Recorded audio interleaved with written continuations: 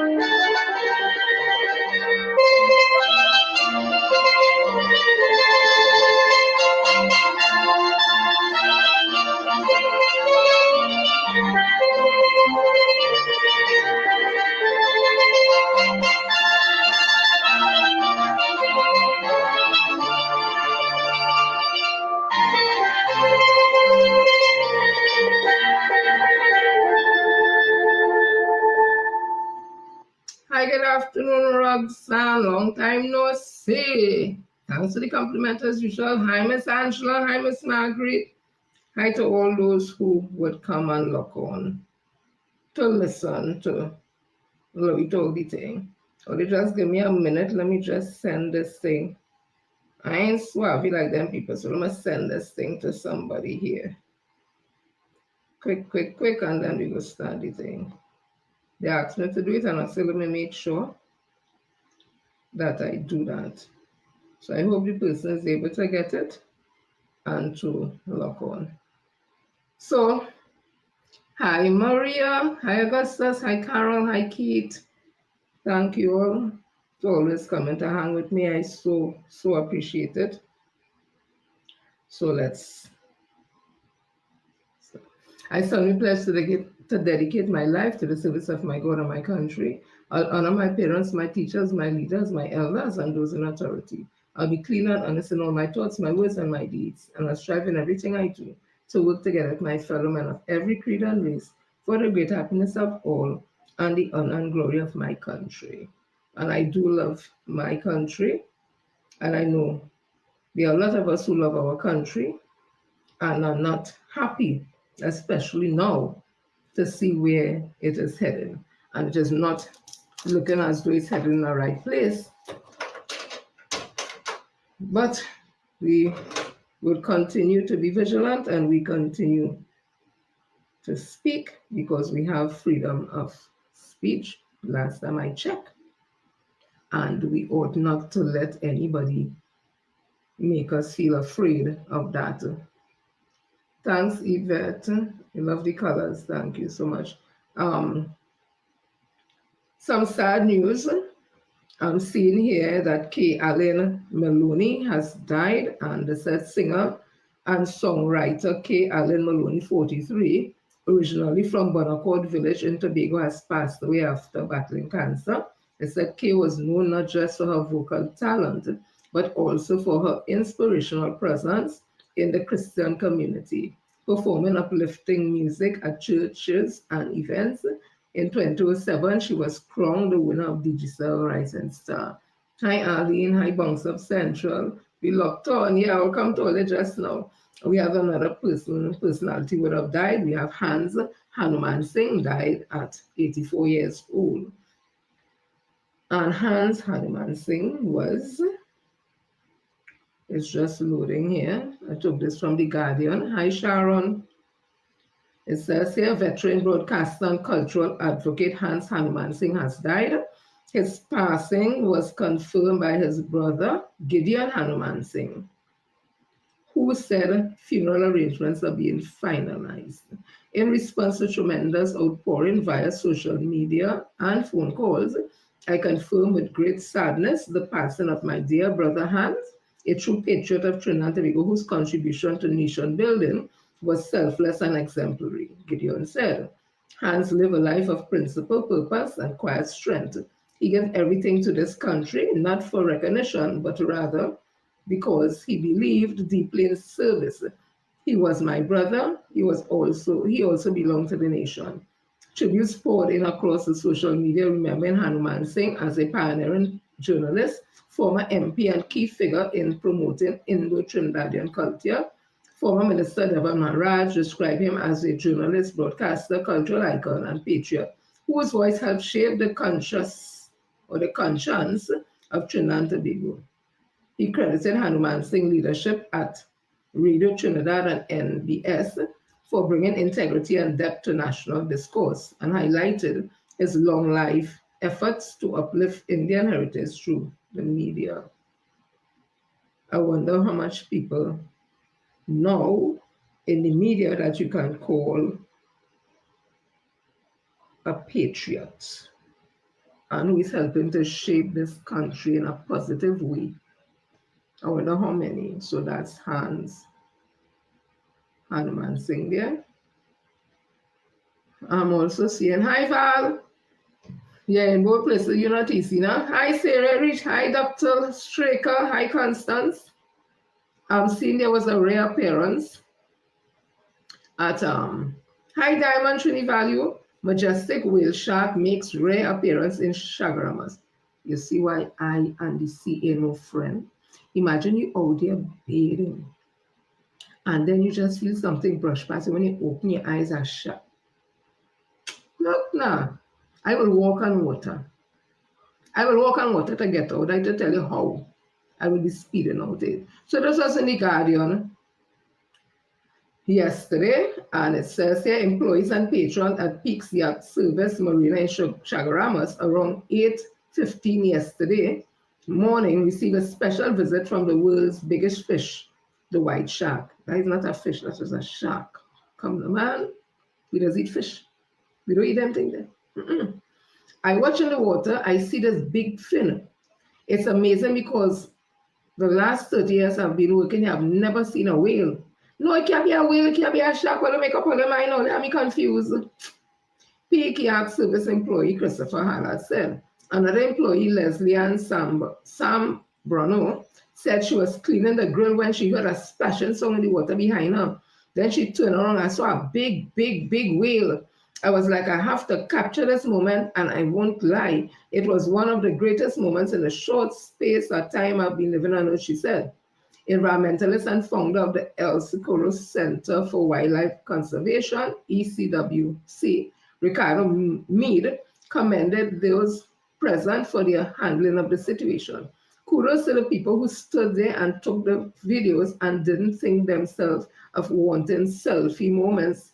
The video was just appropriate and response was correct to have it posted and sent to certain people around who may have offered opinions as well as help the animal explain. He described the whale. Come now, man. He described the whale shark as the largest species of fish in the world. He said despite its size, it's a gentle, slow-moving filter feeder that eats tiny planktons on the small fish, according to the expert. Whale sharks live in warm tropical oceans and grow over 50 feet long. So it is a whale shark. I never knew we had whale shark. I thought whale is whale and shark is shark. Although it is, you could just see the big thing there in the water there. Me, Papa, I would have fainted. No, I would have walked on water and get out it if I was in that water. Anyways, it's a beautiful sight to see. And I'm happy that people didn't abuse the situation and try to do anything crazy. As the man said, they took appropriate videos and would have sent it along. So we do know how to behave in this country. We really do. That I'm saying, Christian, shark is shark. I know it's a fish, but I'm not eating that. I do eat shark. White shark, they are harmless. Oh, it actually have a whale shark. Okay. Shark is shark. That I know. Me know about whale. Whale is whale, shark is shark. Whale does bloody thing through the air. The water does go up in the air and something. God's nature. That's nature. Creation is beautiful. Yeah, but scary as hell. Somebody like me afraid water. We see. Thinking about that is like, ooh. Anywho, so I'm going to continue. So we just had Prime Minister Moody in Trinidad and Tobago. So I saw this little clipping, and he would have offered the getting citizenship people of Indian descent in diaspora, they're getting citizenship to go back to India, but they're not allowed to own land, they're not allowed to be a vote, and they're not allowed to be a no member of parliament or anything. Come and work. Rent a place, wherever. That's it. You can't own land, can't vote, you can't take part in politics or nothing. So a lot of them, I see they put up on the thing, a lot of them that, they're going back and all that. That's fine, because if any morning they offer citizenship to Africa, may go into. But the nice thing about it, Ghana would have asked its children to come back home, get land developed and build on that thing. And as I keep saying, we have one of our citizens that I know of, Malanasha, who is out there in Ghana. I know that, former Senator Obika, he goes to Africa on several occasions. Can't remember the state, or if you call it state or country in Africa that he goes to, but he's always there. And I have a good friend of mine, a co-worker of mine, who she just last year, she went on a trip with a group of people. They went to Nigeria, I think it was, and she said it was beautiful. So I'm just saying, we already have rapport with Africa, so it's nice that people of Indian descent are going to get that experience also. So I saw this video and I thought it's most appropriate, because they tell you when you go into countries and stuff, you must know about the country, the language, the culture, and everything like that, right? So I saw this, I said, this will be interesting. So listen to this. The sexual assault of the woman is some. You want to hurt the Dalit pride, and the best thing is to hurt their women. There is a growing tendency that has come up now is to humiliate Dalit. We have the problem of patriarchy, certainly. The lower status of women, inferior citizenship, not being able to enjoy equal right, equal property, maybe many other sphere, cultural sphere. And the sexual assault of the woman is something which hurt most. You want to hurt the Dalit pride, and the best thing is to hurt their women. There is a growing tendency that has come up now is to humiliate Dalit. We have the problem of patriarchy, certainly. The lower status of women, inferior citizenship, not being able to enjoy equal right, equal property, maybe many other sphere, cultural sphere. And sexual violence, that is the sexual behavior against the will of woman, is a part of that patriarchal behavior. Now, in case of scheduled caste women, get a lot more aggravated because they, as it is, they are lowest in the social hierarchy, and the untouchable are denied equal right in many spheres. And at the bottom of the ladder come the Dalit woman, really. And so the Dalit woman became a lot more vulnerable to even the issue of discrimination and atrocities. So even there are atrocities, there is a growing tendency that has come up now is to humiliate Dalit by physical assault, by burning, in whatever case, selective cases we get. But the sexual assault of the woman is something which hurt most. So that is the one that is being chosen then by the high caste. You want to hurt the Dalit pride, and the best thing is to hurt their women. So those incidences you do get, and its roots lies in the patriarchy as well as his integration with caste, not patriarchy alone. From patriarchy, every other woman also suffered, the lack of right and the subordination and not sharing power. This is the problem from which Dalit women also suffer. But additionally, the caste-related subordination, untouchability-related subordination makes the problem of Dalit women different from that of other women. And that's why they talk about the Dalit women problem being similar, but at the same time different. So I think the roots lies in the ideology of caste, ideology of describing them, considering them as inferior, subject is available, and traditional obligation, caste obligations. So it's a part of that cultural caste-related ideology. Position, isolated position, vulnerable position, power relation, these all matters. Right, for those who may not have understood what he was saying, because his English is heavily accented with his Indian language, so it's kind of hard sometimes to understand. But what he was basically saying, that in India, when he said Dalit, he's speaking about Dalits. He's saying that the Dalit woman in India is subjected to rape and humiliation and violence by the higher caste. Because he said if you want to hurt the Dalit, then you hurt the woman, humiliate the woman. So there's a lot of rape. They even say sometimes India has a rape culture. Not me saying these things, and those are documented things. So you're saying that the Dalit women, they did not, the Dalits, they don't rise to any, appointed my way to any kind of prominence in India. They are subjected because of caste. I always talk about the inhumane caste system that was capitalized on by the British when they went and take over India. But it's ironic how, in my opinion, some people of Indian descent so love the white man who went and used the caste and created this inhumane system where the Dalits were the untouchables. They weren't considered part of these four Varnas, and their work was to do manual work, take filter of the street, touch bodily fluid, bodily fluids, things that are taboo in Hinduism. They couldn't go to mosque, they couldn't go to temples, my mistake. They couldn't go to temples, they couldn't become priests, teachers, anything. They were relegated to this life of poverty and deprivation.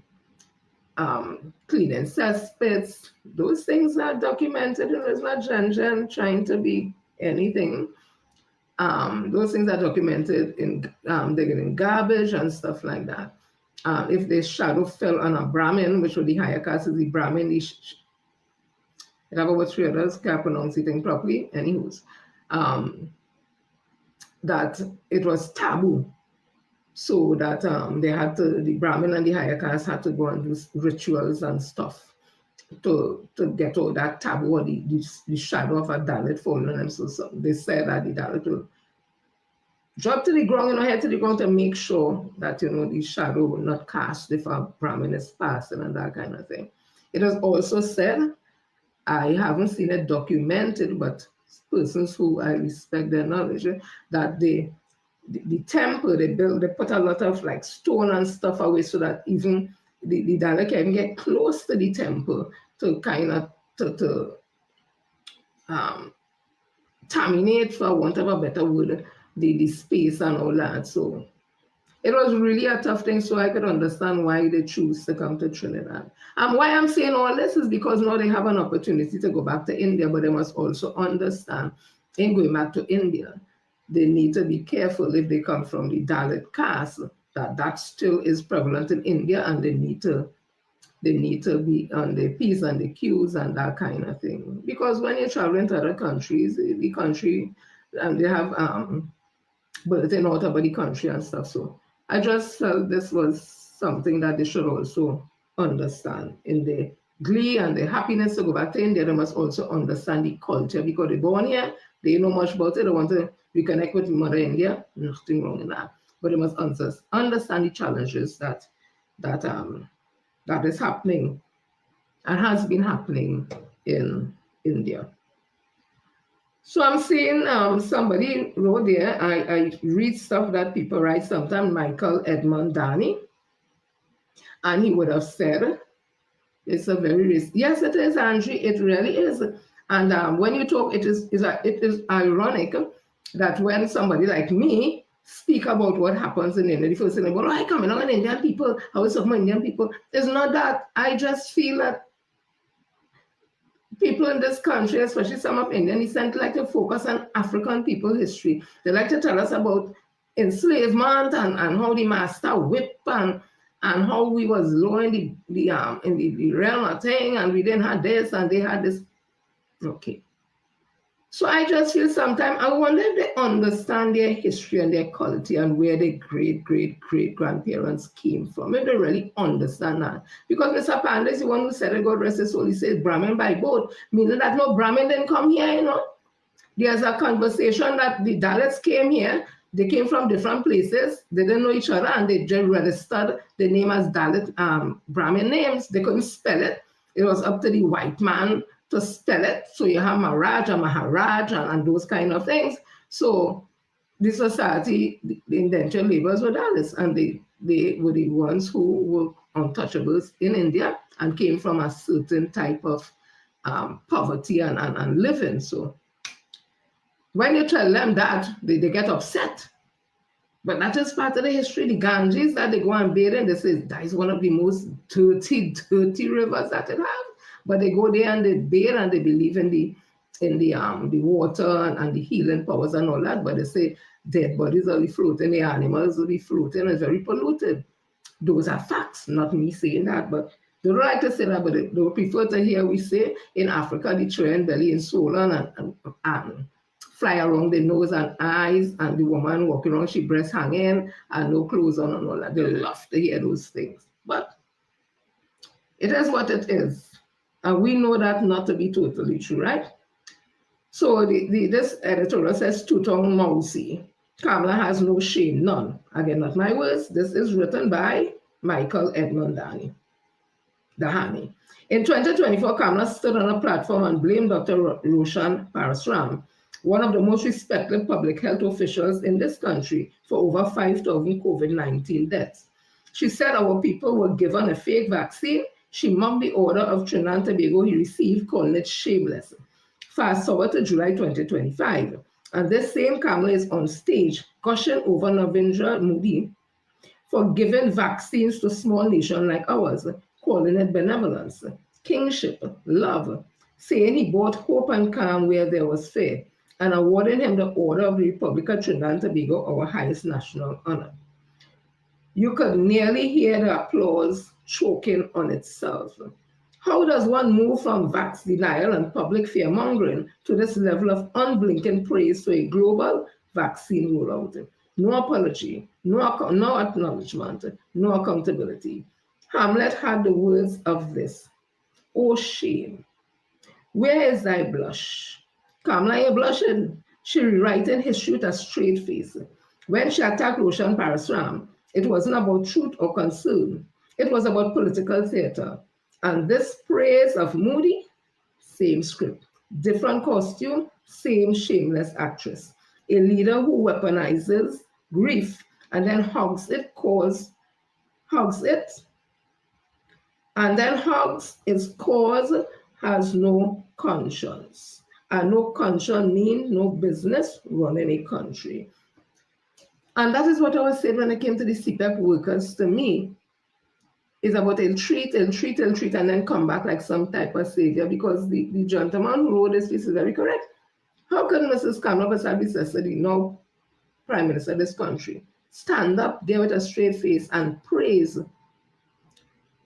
Prime Minister Modi for his vaccine when she would have been cussing out, not obscene language cuss, Dr. Roshan Parasram, the CMO of this country, that during COVID-19, he was given fake vaccine and responsible for the death of 5,000 or so of our citizens. And when they give him the order of Trinidad and Tobago, she says shameless and call it all that. But today, just as late as about 4 days ago, 3 days ago, she was praising Prime Minister Modi for the same vaccines that they were telling people is fake and killing people. Some of you put me in this position. Some of you all put us in this position, and we have to take stock of where we are. It's not going to get better. They say one thing today, and tomorrow they change their tongue and say something else, and then change their tongue and say something else on the same topic, and they keep doing that all the time. And if you don't keep it in check, soon you're going to be believing all the lies that they keep telling and telling. And we have history with the UNC, PP, 10 to 50. So we know, like they're on steroids now. So let me continue. So the finance minister is saying, because they're so gushing over the fact that Prime Minister Modi was here and all the memorandums are signed, and fail again, want to delete history and rewrite history, especially with Dr. Keith Christopher Rowley. While he was Prime Minister, he would have met with Prime Minister Modi. On more than one occasion, they would have spoken about same things coming up as and they're speaking about. So it's nothing that they would have done, this UNC government, to bring Modi here. They didn't bring Modi here. That was already in the works for him to come here. And it's just a continuation with the things that they say. So, as somebody was saying, the funniest thing, she gave up and run Jindal. They run the businessman Jindal, who was a member, I think, of parliament in the Indian government, I think even under Prime Minister Modi. They run him, an Indian billionaire, who was going to build a cricket academy and use it as cricket tourism. He was also going to invest in the refinery where citizens would have gotten back jobs and that kind of thing. She run the man for that. But Prime Minister Modi come here and she get 2,000 laptops. And they're very happy. Ain't that something? So I'm seeing here in the business news, TTT, July the 5th, 2025. UPI digital payments coming soon to Trinidad and Tobago. Finance Minister Devendranath Thakur has confirmed that one of the 6 memorandums of understanding signed during Indian Prime Minister Narendra Modi's historic visit on Friday directly involves his ministry, marking a significant step towards deepening bilateral economic cooperation. Devendranath Thakur, Minister of Finance, said this the 5th of July 2025.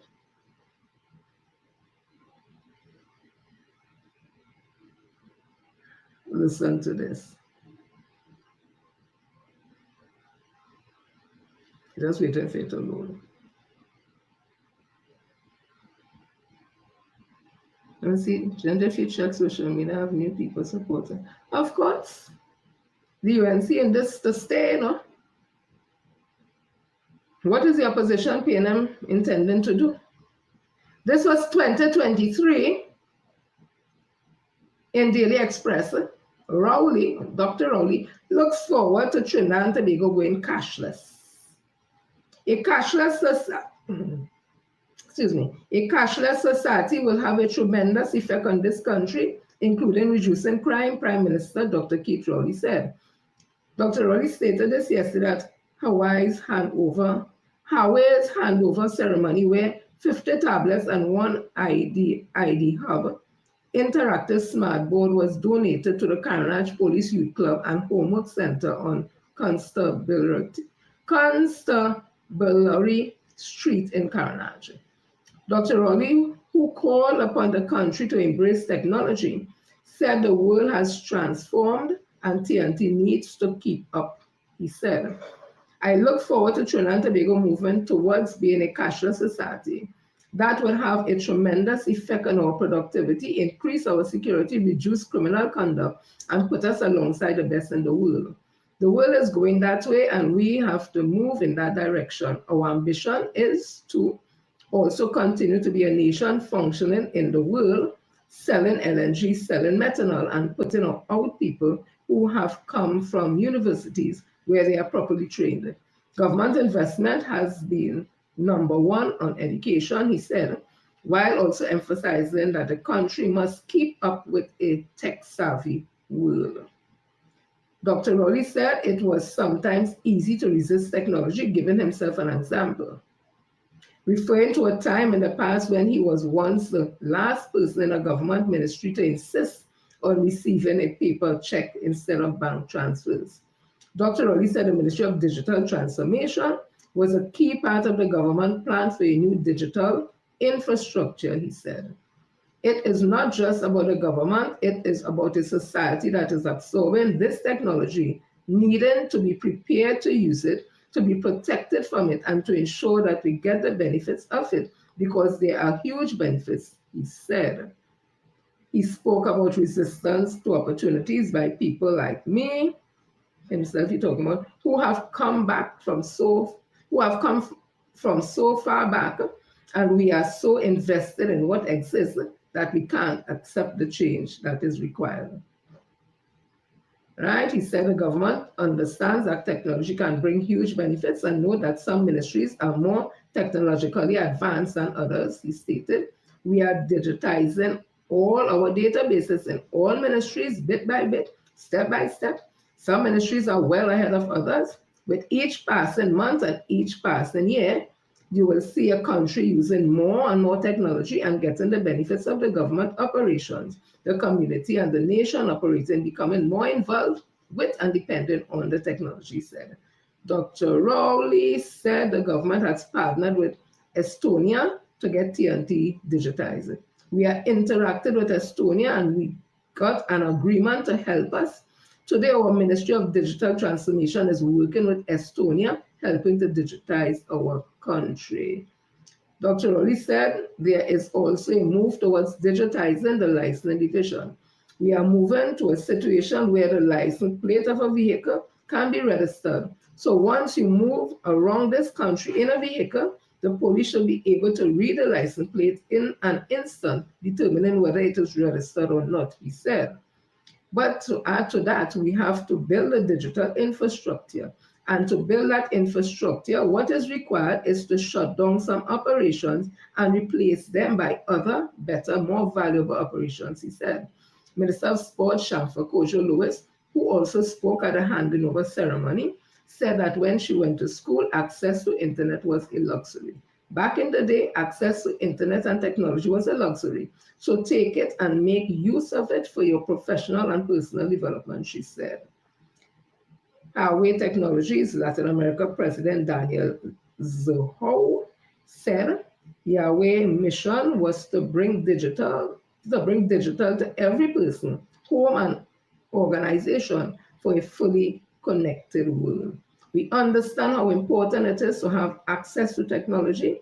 We know it is important to be able to use technology to learn online and also for communication with friends and to learn essential skills that can develop more career opportunities later in life. So we want to join with the efforts of the government of Trinidad and Tobago to end technology poverty, especially among young people. We hope that this contribution of technology tools like the ID Hub and the tablet, together with the internet connectivity, can work together with the Access Center and other programs, he said. There's a reason why I needed to read this whole article, because I'll go back again. Had the PRO and the social media officer and the education officer at the PNM and the communication ministry and the officer there doing the work, this would have been out there. So everybody would have seen it and know. So when Dave Tank and them talk directly, say, hey, this is not a novel idea. We have been here. But let me continue. Still talking cashless society. While admitting he has a lot to learn about technology and still walks around with cash in his wallet, Prime Minister Dr. Keith Rowley says he firmly believes technological advancements will greatly benefit our society. I look forward to the day when Trinidad and Tobago will move towards being a cashless society. And that will have a tremendous effect on our productivity, increase our security, reduce criminal conduct, and put us alongside the best in the world. The Prime Minister was speaking at a ceremonial handing over of an interactive smartboard, 50 tablets, and 1 year of internet service to the Carenage Police Youth Club and Homework Center from Huawei. I guarantee you that in the not too distant future, this kind of technology will be privately owned. And people who are teachers, either natural born teachers or ambitious teachers, will offer training to those who will want to access it to increase and add to what the state offers. President of Huawei Latin America and the Caribbean, Daniel Zhu, says the company has been operating in Trinidad and Tobago for the past 17 years. In every country we go, we always keep this in our mind and to build our local presence, which one thing always we do in many years in many countries is to helping grow the local ICT talent. In 2022, Huawei donated 20 idea hubs to the government of Trinidad and Tobago, and in 2021, under the Ministry of Education's Adopt a School program, 10 schools received smart boards. Terry Ann Brown Campbell, TTT News. There's a reason why I read the article and then I show you the video.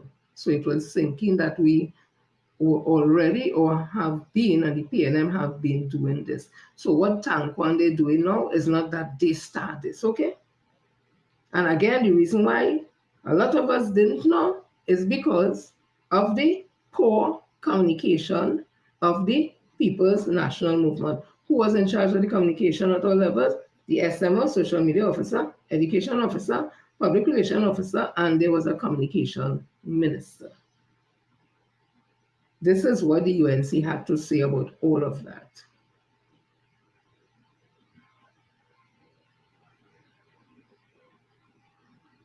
This was in Tobago Updates. Listen for yourself. Opposition leader and political leader of the UNC, Kamala Persad-Bissessar, says her party condemns the move towards a cashless society. Speaking at a cottage meeting in Chaguanas last night, she argued that the Minister of Finance intentions to turn Trinidad and Tobago into a cashless society put citizens at a disadvantage. More in this report from Candice Jackson.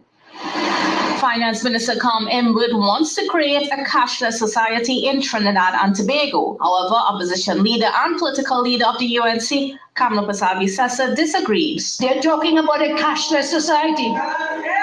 I say tonight on behalf of the UNC, we say no to removing cash. We say no. Persad-Bissessar stated that in a cashless society, citizens would be at the mercy of banks. The bank determines which day you could come and pull money out your account. The bank could close them for a week. And where you getting money? She added that in a cashless society, there is less circulation of money, and banks impose fees on every transaction. Every purchase you make in a cashless society will incur a fee. You would not have to pay it if you were to use your cash. So why should you pay the bank a fee every time you want to use your own money? Why? Additionally, Persad-Bissessar argued that this move would allow the government to control citizens' access to money. The bank can seize your account with instructions from the government, and you will have no access to any money. This was done in Canada in 2022, where the government froze the accounts of hundreds of truckers protesting against the COVID-19 vaccine mandates and other public health measures under the Emergencies Act. So this is a very dangerous something. It sounds simple, oh yes, be cashless, so the bandits wouldn't come and rob and they wouldn't get the cash. It is a very dangerous place to go down, especially when we have now a dictator government in office. We cannot take that chance. Persad-Bissessar pointed out that there is value in having cash, especially in emergencies. Cash is freedom. Cash is independence from control by the state. You will have no privacy in a cashless society. Your private information will be at risk of hacking. What if a natural disaster hits and we have no electricity for a few weeks? How are you getting money? She said the UNC prefers a hybrid society where both cash and electronic forms of payment are accepted. Candice Jackson, Tobago Updates, Television News. Wait is Kamala Persad-Bissessar say? No to a cashless society? Wait is Tanku say? Let me read again what Tanku say. Lord Father.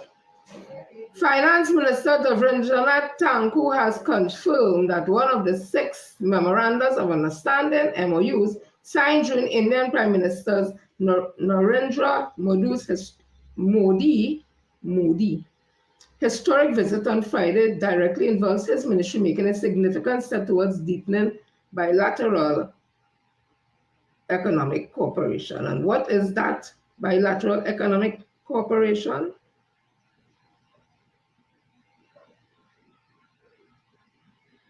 Finance Minister Devendranath Thakur has confirmed that one of the 6 memoranda of understanding signed during Indian Prime Minister Narendra Modi's historic visit on Friday directly involves his ministry, marking a significant step toward deepening bilateral economic cooperation. Speaking to TTT News, Minister Thakur described the agreement as a strategic move that will enable Trinidad and Tobago to tap into India's financial expertise and institutional frameworks. We'll basically be engaging the government of India to look at the establishment of a series of institutions in Trinidad and Tobago, and looking for some support from the government of India in terms of some of our own packages, some of our own financial initiatives that we will be interested in pursuing. The minister also highlighted India's digital payment infrastructure, Unified Payments Interface (UPI), which has revolutionized financial transactions across India and was mentioned on Friday by Prime Minister Modi. About 3 or 4 months ago, I went to Prayagraj for the Kumbh Mela. At that Kumbh Mela, I was able to purchase coconuts at a coconut vendor's store. They were cutting the coconuts by hand and pay for it using the UPI system. That system is extremely, extremely useful. Now, it's been in discussions in Trinidad and Tobago for quite a while, and I think you will see that it will be expedited. The discussions on the implementation of the UPI will likely be expedited very, very soon. Minister Thakur said he is optimistic about the momentum generated by Prime Minister Modi's 2-day visit, noting that Trinidad and Tobago is open for business, and the 6 MOUs are all about making sure TNT gets the maximum benefits. Well, I hear that. Now, I have a different view with when the Minister of Finance speak about the overwhelming support for Prime Minister Modi and the things they're going to get themselves involved with him. How I look at it as that it was only one sector of the community of this cosmopolitan country that was involved in this. This was an Indian thing. This is my opinion. This was an Indian Hindu thing. This was not Trinidad and Tobago thing. This was an event for people of Indian descent who are Hindus. It wasn't designed to include other people. The other people was just the same as how they were saying the UNC to people of African descent is just cannon fodder, by the word it was used. The few Africans who are around this cannon fodder. But that, I didn't feel that to be a national issue or a national event. This felt to be just an Indian event, and I will tell you why I feel that way. I'll comment it. But Devendranath Thakur, the minister, said about having bilateral talks with India and Prime Minister Modi. Listen to this, people.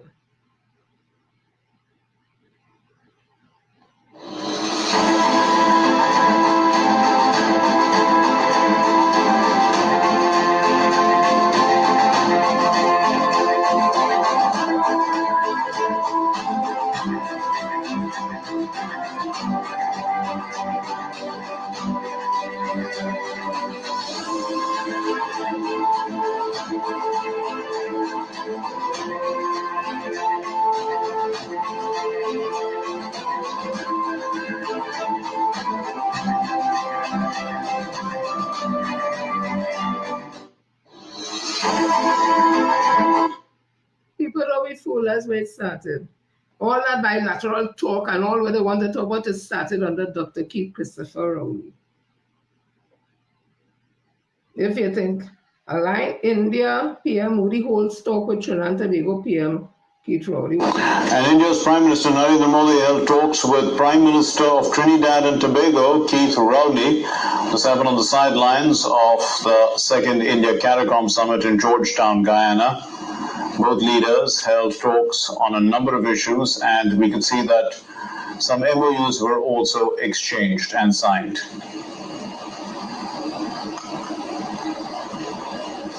Prime Minister is there for the second CARICOM India summit, and as a result of that is in fact meeting all the leaders of the Caribbean one by one, and so it's like the Prime Minister has visited the entire Caribbean And this is his meeting with the Prime Minister of Trinidad and Tobago, Prime Minister Keith Rowley.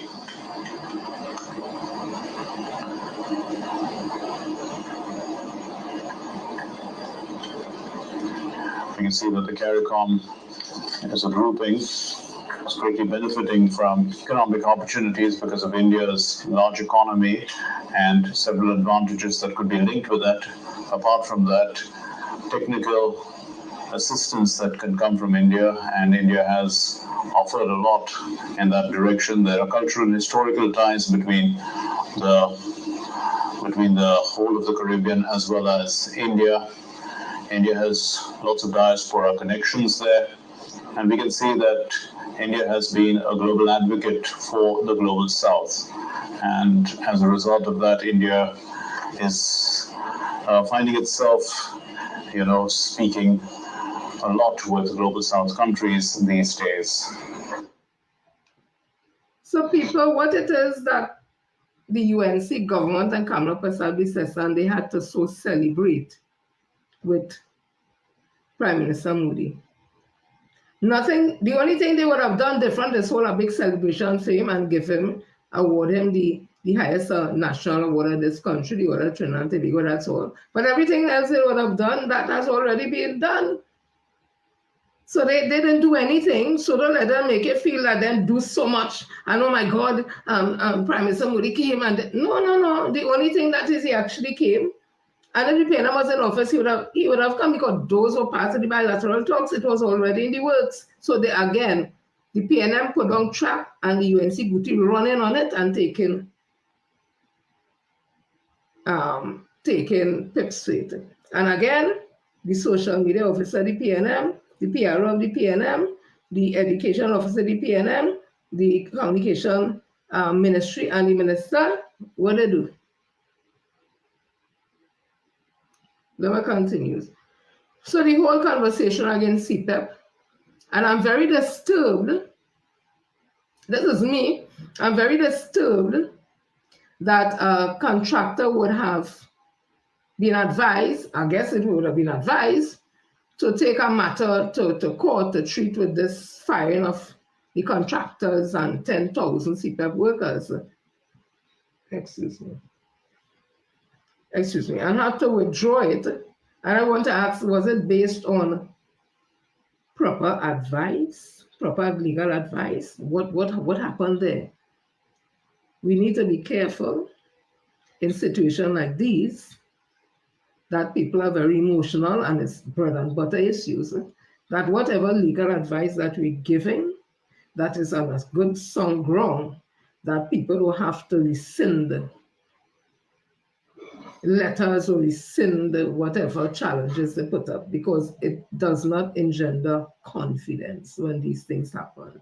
I'll leave it at that. So the conversation with CPEP and the UNC said the reason why, well, the butcher, because I heard him say that. I hear somebody say he said some other word he described, and so I heard him say something what people say is the butcher. So the butcher, okay, Prime Minister too. The reasons they would have given for firing everybody from CPEP, the contractors and the workers, is because it says CPEP has not done any audited books since 2014 or something. So on. The contracts basically are illegal and all that they're saying, right? And I was saying last night on a program that I was privy to be on, that in 2016, if they say no, that CPEP haven't been audited since 2014, that's when UNC was in office, so the PP was in office, UNC. And in 2016, Rural Munilal would have said that he saw nothing wrong in them giving contracts to CPEP contractors a couple of days before the 2015 election, and on the same day of the 2015 election, because that was a working day. Now, he would have given contract based on the fact that CPEP haven't audited the book since 2014. So then what is the problem now? Because you give a contract to contractors from a CPEP company that did not have the books audited in 2014. And the election was September, so it's almost 2 years they didn't have the books audited. But you still give out contract on the day of the general election 2015 and a couple of days before, and you find nothing wrong in that. You said that wasn't corruption. You said that was just giving them tenure and protection. What is different now? Like just a couple more years again that the books weren't audited, because the same thing would have happened. But it is illegal and corrupted under the PNN, but it is protection and tenure and stuff under the UNC. So this is $4.1 billion they are saying on audited for over a decade in CPEP. Right, I'm not going to read the whole story. This was yesterday in The Guardian. It says more than 6.0, they say 4, no, they say 6. More than 6.5 billion in public funds was pumped into the community-based environmental protection and enhancement program, CPEP, over 15 years between 2009 and 2023 by the government. So between 2009 and 2023, wasn't the UNC in office 2010 to 2015? So they would have helped pump funds into CPEP, right? Okay. A Guardian media investigation has found that 63%, approximately 4.1 billion of CPEP finances, has not been fully accounted for to the public. The last audit submitted to the Parliament dates back more than a decade, covering fiscal 2014. As a state company, CPEP is required to provide a full financial accountability and submitting audited statement annually to the Parliament. However, according to the 2024 Auditor General Report, no internal audits were conducted at the company between 2018 to 2023, a period during which CPEP received 2.5 billion in public funds. A 2024 report also flagged concerns over a recent 499.2 million allocation. Documents to support 3 payments totaling 55.6 million to the CPEP Company Limited were not provided for audit, it stated. In response, CPEP undergoing several board changes in recent years has attributed the missing data to a server crash that allegedly wiped out critical records. Notably, the crash is said to have occurred after the close of 2014 financial year, which ended on September the 30th. Excuse me, was in office. An update was provided at the Public Accounts Committee hearing in April 2023. The public heard that the inability to retain critical information disrupted CPEP's ability to effectively execute its operation and complete its accounts and financial statements in a timely manner. The committee queried whether hard copies were made available before the server crash. CPEP revealed that during the year 2014, the company's system was examined and no information, including hard copies, was stored. It was found that hundreds of documents were missing. A container was also found on the outside of the company building with destroyed documents inside.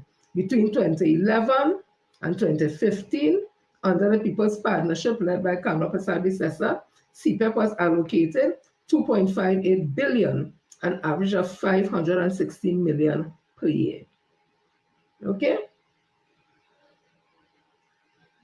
Let me continue.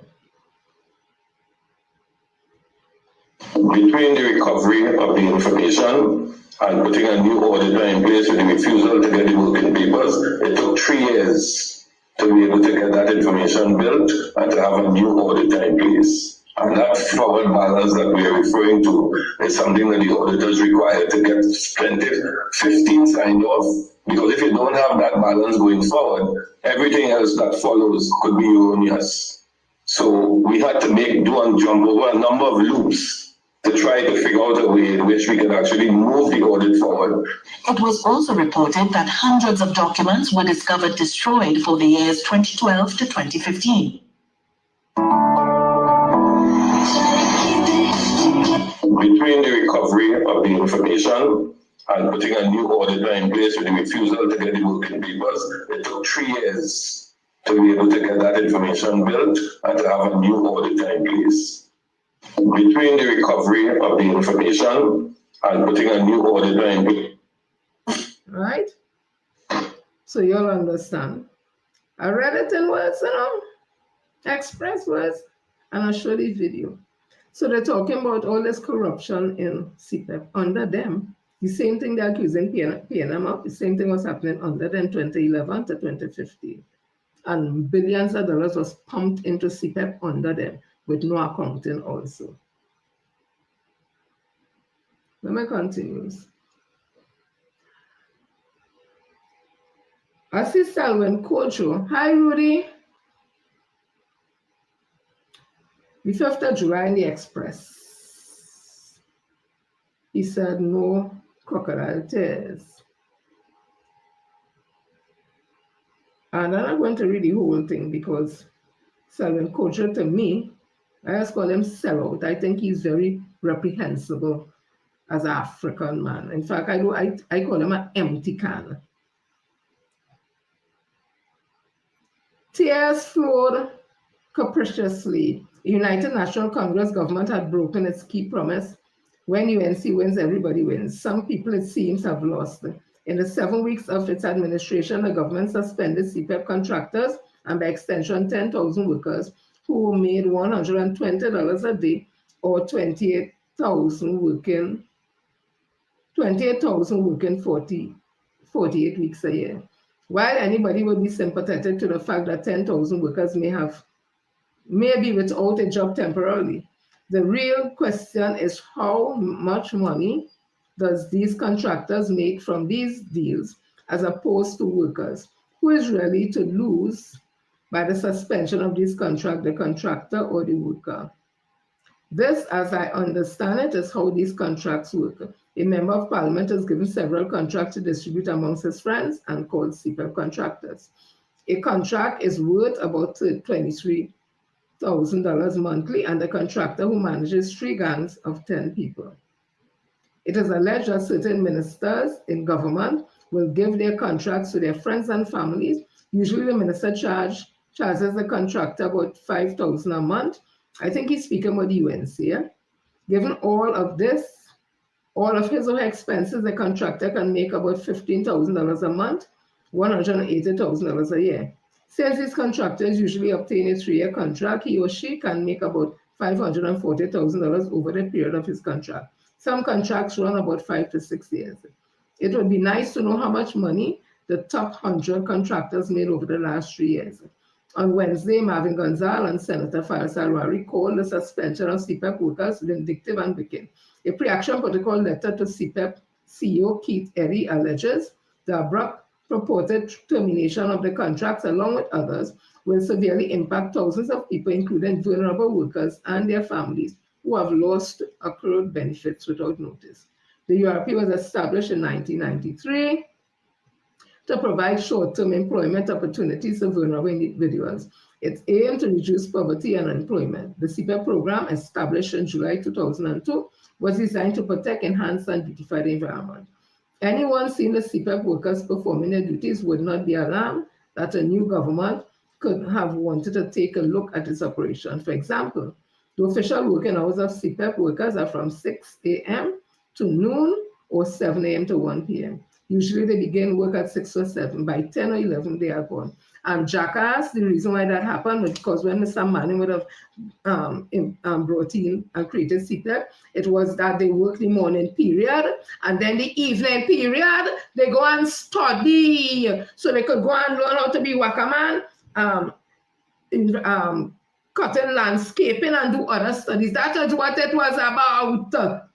It was not about they sit around the whole day, and it was they get back home to see about the children come home on evening. So don't know what it was about sell out Kojo. You see, people like them have no respect for them. Because when Dr. Rura Mula used to call it painting stones and like the feeding and the trough and all kind of thing.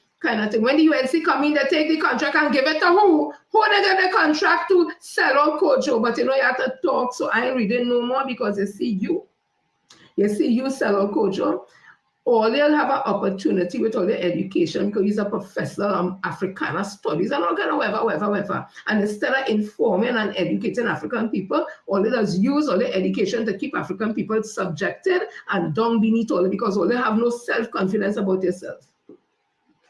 So you can't teach nobody to be confident. So you wish it in white. That is my opinion. So you don't use your knowledge to help and edify the young African people at all. All you do is take it and use it against them as a weapon. Because all these things that you're writing here is not totally accurate in the things that you're saying. So I'm going to leave it there. I'm going to leave it there. And they say, have no crocodile tears for those CPAP workers. The 10,000 CPAP workers and the dependents on them is real tears, them crying. It's not crocodile tears because the mother who this morning, she let her sugar run out and she flour run out and she this run out and that run out. And had to study the children home for the July, August vacation. And she get the book list. She had to buy school clothes. She had to buy school shoes for sometimes 3, 4 children or even more than that. Them tears is not crocodile tears. But because you get your just now, because you come and you get your position on the board, a call, you feel rich. I want to ask you this. Let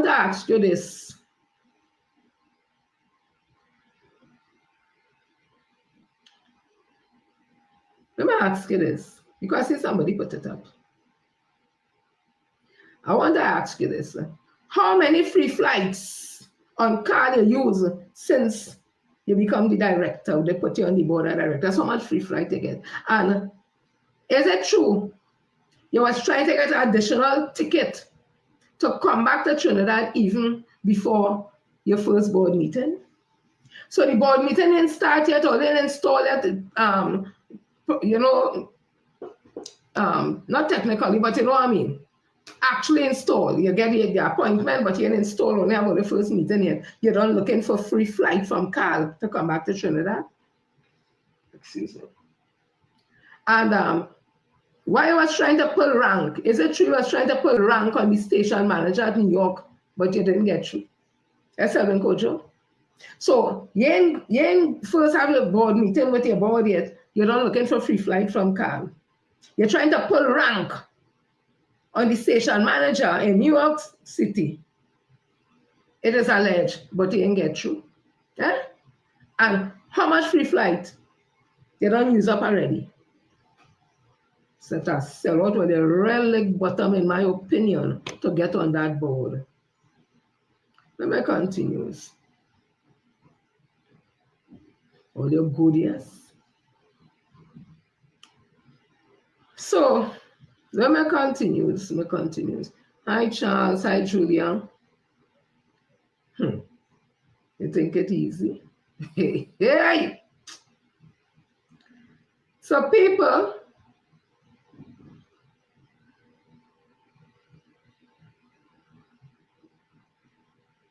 listen to, I affectionately call him Cutass, because I told him he went up in this constituency, Port of Spain North, St. Anne's West, and I told him after the general election, well, my member of parliament, Stuart Richard Young, SC, caught his ass in the election. That is what I'll name him.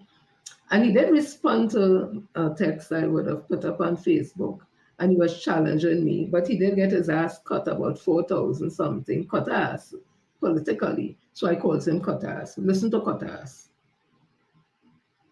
When we said, when UNC win, everybody wins, it includes them too.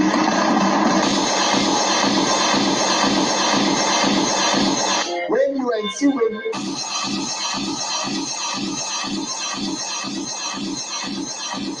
when UNC win,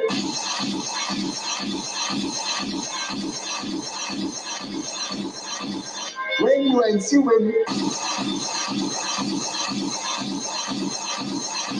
what went on in this country under Kamala Prasad People's Partnership was a bullshit show, and the media was used to lie to the people. I know, that was my job.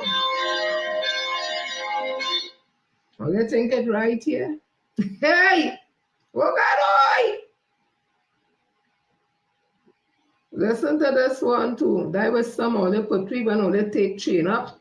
Don't go and vote for the PNM, don't vote for Stuart Young. He's a 1%, he's a Chinese, a Indian. The PNM is a black party. The The PNM was here before 33 and 29-12. We go build back the party. This is a Black people party. All they take chain up, all they did vex with Dr. Rowley, all they didn't like how he brings Stuart Young, as if Stuart Young just come here and the constitution wasn't used and he wasn't sworn in by the president to make it very legal. All they get on, and so this PNM, Dr. Rowley do so much bad in this country, and he arrogant, and he don't listen, and are fed up, and all kind of thing. And today, look what we have in Parliament. I want to know if all they're happy with what they do. If all they say, no, I shoulda, coulda, woulda, we tell them, we ask all they, who all they want to answer the phone at the diplomatic center on April the 29th. You want to hear Kamala Persad-Bissessar or Stuart Young?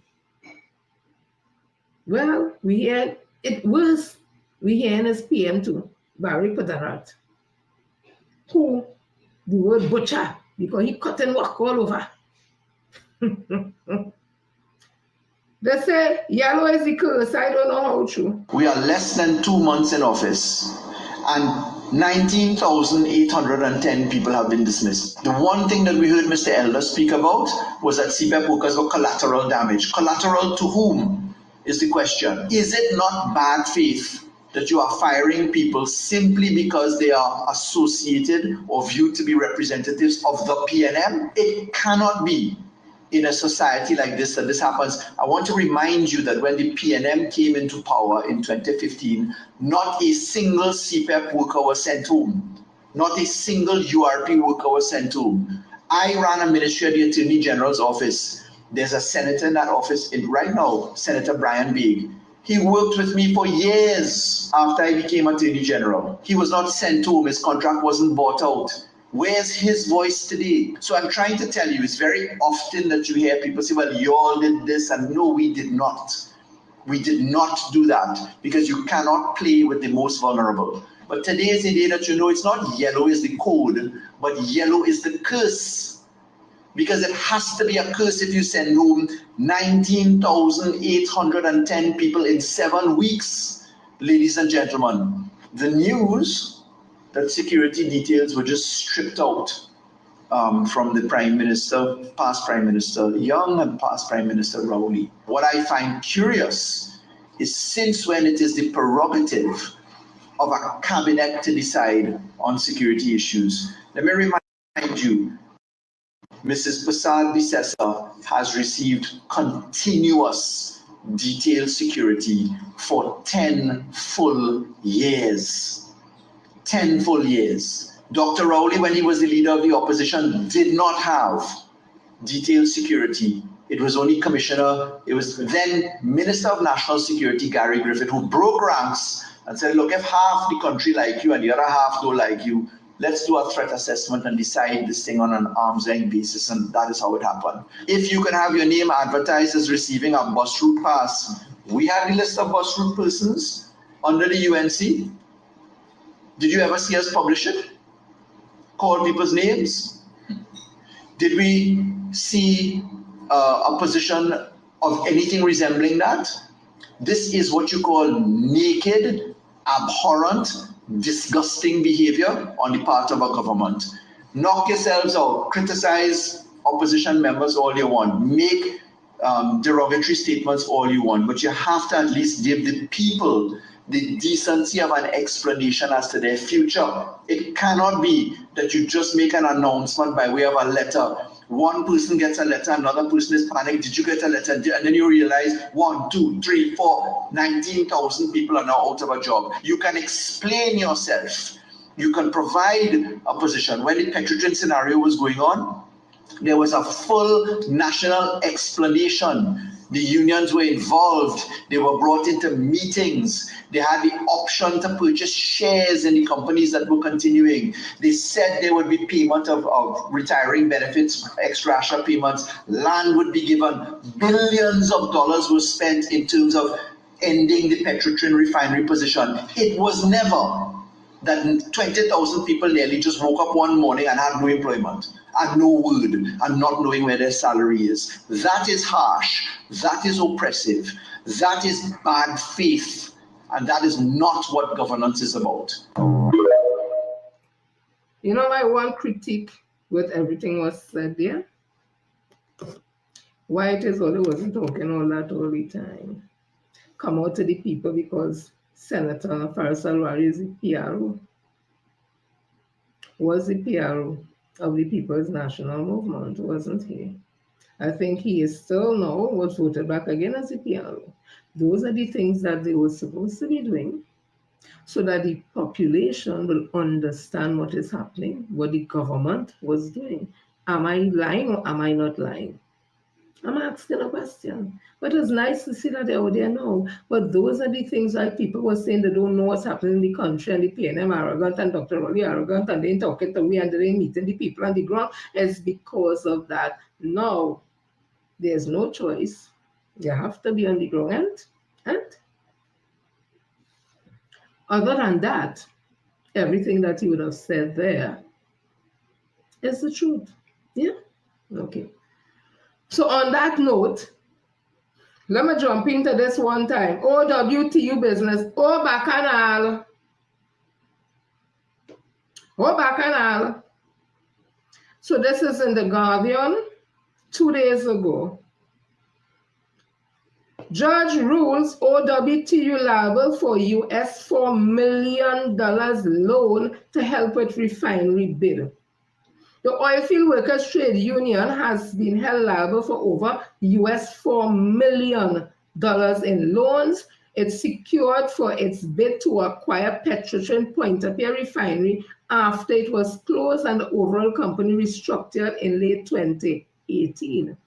On Monday, High Court Judge Carol Gobin upheld KCL Capital Market Brokers Limited case against OWTU and its associated company Patriotic Energies and Technology Limited, which was established to aid in the bid for the refinery.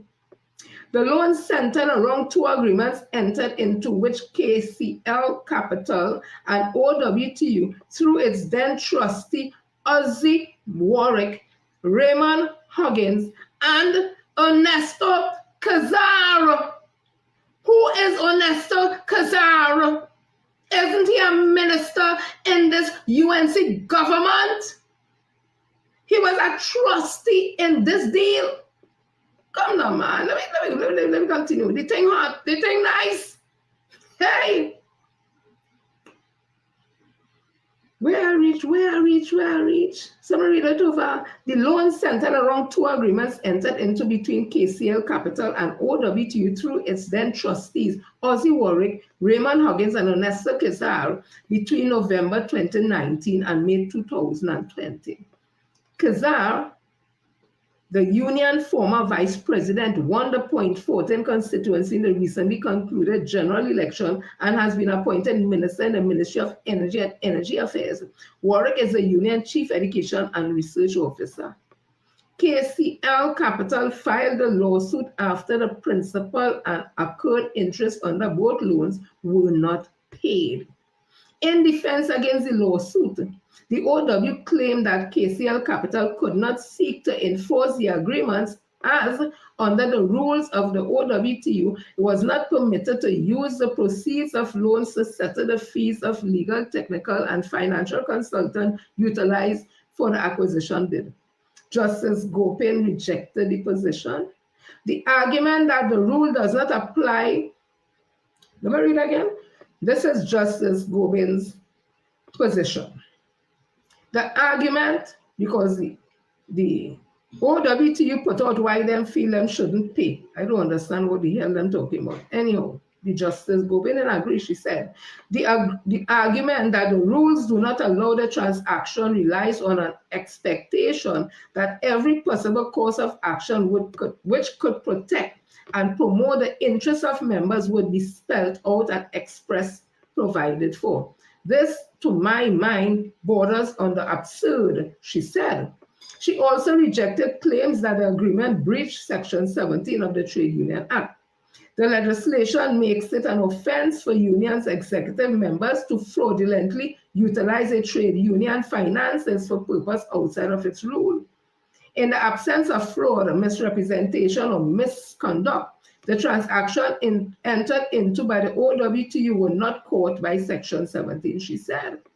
Justice Goben also rejected the union's claim that it could not be held liable as it was not unjustly enriched by the loans. She noted that KCL Capital claimed that some of the money was paid to the union and the remainder to several providers. Oh God, let me read over this. Justice Goben noted that KCL Capital claimed that some of the money, you remember up here, OWTU say, well, basically they're saying you can't do nothing because we didn't take the money and enrich ourselves with it, so we not liable for them kind of that money and thing, right? She come back and tell them, she said KCL Capital claim that some of the money that is out of the $400 million US. She noted that KCL Capital claimed that some of the money was paid to the union and the remainder to service providers it identified. It had to be the union identified that. And Warwick. Oh God, it was paid to Warwick too, who was the union main witness, did not categorically deny that the union received parts of the proceeds. Let me say it again. Because they said they didn't enrich themselves. They're not liable. Justice Goben say that KCL Capital claimed that some of the money that is out of the $400 million US was paid to the union and the remainder to service providers it identified. And Warwick, who was the union main witness, did not categorically deny that the union received parts of the proceeds, stating that OWTU and Patriotic shared a close relationship. Justice Goben pointed out that it was Patriotic was incorporated by Warwick, who served as its deputy chairman. You see? That what tell only when union get into the thing, it's not the board, it's not the executive of the union must get into no business.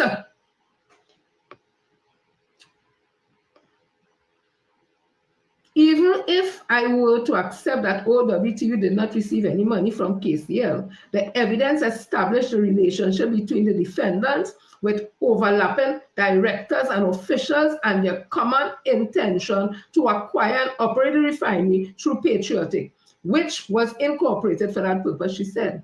It does not lie in the mouth of the union to say it did not receive the funds, she added. Guardian Media attempted to contact Warwick and OWTU President General Ansel Roger for a response, but calls to their cell phones went straight to voicemail. Kizar, who was when contacted, said, "Unfortunately, I have not seen the judgment you're referring to. However, you can always check back with me for later feedback." Hey! The OWTU bid for the refinery was rejected by the evaluation committee established under the tenure of the former People's National Movement government. Last year, or late last year, former Energy Minister Stuart Young had claimed that Patriotic did not progress to the next rounds of the bidding process due to a purportedly fraudulent US $1.5 billion wire transfer to its account. In February, Young announced that Nigerian company Orlando Trading, the MNCCC, was selected to lease the rights, and we know how that goes. The main thing is, they borrow the people money, I pay it in layman term, OWTU, where they link Patriotic Energies and OWTU, the union, all merge into one. Because the man, one of the man and them, or the two of the men and them who's sitting on the executive of the OWTU is men who's sitting on Patriotic Energy. So money passed to Patriotic and some money went to OWTU, the union. And the trustees were Warwick and Kizar, or Cesar, whatever his name, who is now a minister, junior minister in the Ministry of Energy. I understand. Let me find something else here. I understand. I understand. Here, what is somebody write what they say OWTU defense is. I ain't reading this whole thing now because this is too incredulous. OWTU astonishing legal defenses. We took the loan illegally, so we don't have to pay back. What the hell are you hearing here? So is it that OWTU is admitting that they take the loan illegally. So because that, they don't have to pay it back. Well, earlier, excuse me, a hearing, I don't know how true, that OWTU want to take this matter like straight to Privy Council or something. I want to tell OWTU, and you see the members of OWTU, I used to hear some men calling on I-95.5. They retired from Petrotrin, and they was in some pension plan, and they wanted pension money, OWTU and helping them. I even hear some people talk about lands were being offered as part of the retrenchment packages and stuff, along with whatever money they would have gotten land also. I hear it is a matter for OWTU to work with the state to get the land, nothing then done. But is it true? They want to know. Or they lost the case, or they borrow people money and don't want to pay it back. And or they lost the case, or they have to pay it back, or they want to take members' money more, or the members' money to go and take things to challenge this, or they're not going to win that case. Why all in this study how to pay back that money? Why all in study how to get to pay back that money and go and negotiate for the workers and them who's still waiting on the land? Why all in grab conscience? Roger. Why all in grab conscience? Ozzy Merrick. Why all in grab conscience, Mr. Minister Cesar or Kezar? Why all in grab conscience and do right by the workers of Petrotrin, who would have lost their job because of the fact that Petrotrin was not producing the money it's supposed to produce, because of the fact the payout was like 54%, when other refineries all around the world, the benchmark was about 30-something%, but in Trinidad and Tobago and Petrotrin, 54% or more was paid out in salaries and all them kind of things. Roger, all they know that the refinery was running at the funk. All they know is the government was giving money to help prop up Petrotrin. All they know them thing. All they was getting all that big money, the workers down below doing that to do, but all it was management, part of management. You remember Kamala Prasad-Bissessar say some case you have a Trinma where a worker who under your rule nearly died and they want to pay the man, so the man go tell a lie to say it didn't happen somewhere, and the union OWT was bullying the people to say XYZ. So what is really going on in truth? But my salient point is this. While then start to deal and work with the retired people, those who get retrenched, to get their land. You want to take matter to Privy Council to laws, you borrow money and you intermingle how this thing's songing, or you intermingle the money with OWT, with the union, and Patriotic, the company. Because people from the union executive on the board of Patriotic, that's compromising the whole scene. So when you see Minister Siojong at the time would have said this, you see how we had to believe the man now? You see how this thing come around? Listen to this. You know, things arrive in your mailbox. Lo and behold, the question was asked, did they pass the financials? I was told by the evaluation committee, the first time, no, they could not produce the financial wherewithal on this occasion as part of their EY process. And the evaluation committee did something, credit to them, that they didn't do for others. They told Patriotic, take some time and go and see if you could get the financials, because what you produced as the initial pass can't work. And they gave them more time and they gave them a second opportunity. Lo and behold, as part of that second opportunity, is a document that I have in my hand here today that appears to be a swift message of a cash wire transfer of $1.5 billion US on behalf of Patriotic Limited, Patriotic Energies and Technology Company Limited, receiving $1.5 billion US at a local bank in Trinidad. So of course we asked the evaluation committee. Thank you. So we asked the evaluation committee, well, if they had this, what happened? Fraudulent document. A fake document. No display. A fake document. The document. Sorry. a fake document was produced as part of that EOI process. Forged document, because when the due diligence was done, of course, no $1.5 billion was received by Patriotic at any local bank. So unfortunately, and yes, it is stamped by some unknown person, certified true. But of course, it's easy to verify this because it is either that it exists or it doesn't exist.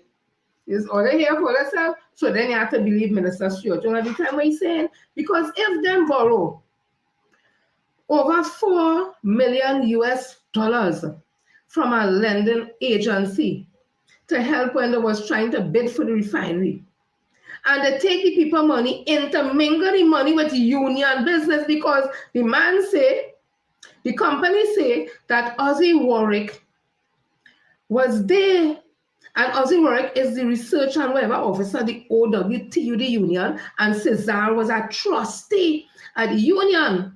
So them was involved in the patriotic company, and when they get the over $400 million, somebody work it out for me, Titina. They use some of that there, and some get to the union. So with that money that flow in, so now must be now that money wasn't enough. They went now and they get fraudulent. I just saying based on what I hear here now, some fraudulent thing, some company away. Look now. Mr. Ansel Roger, let me tell you something. Pay the people their money. You're in this government, all they want to be in government. You're in this government, go to your prime minister and see what could happen. Pay the people their money. Get work with the state to get the OWTU who is working Petrotrin who get retrenched. Let the people get their land. Last time they was to get a little pension money from some plan there, some money, wherever it is. You wanted them to sign some letter. It was election. They must get $2,000 from it. When the mark boss, you pull back the letter. All this money blasted, zombie or what? Is everything all they want? All they take out of the $400 million? That is what me say so, the judgment says so. All they take from that. It is alleged your salary is $90,000 a month. Your works no year as a retiree. You have no bargaining unit. Those things are alleged. It is alleged you drive the best cars. You love the cars. What they want, and the people who get retrenched, still trying to make it work and make it happen, and all they still owing them OWTU still have work to do to make sure they get what they have to get. Instead of that, all they paying the big money. Why all they didn't pay? Some of the people who get retrenched and think out of the $400 million. Well, let them pay some of the people and wherever and thing and wherever and help out. Help them with the train school books, help them with the groceries, help them to make ends meet. Why all them take the money and do them kind of thing?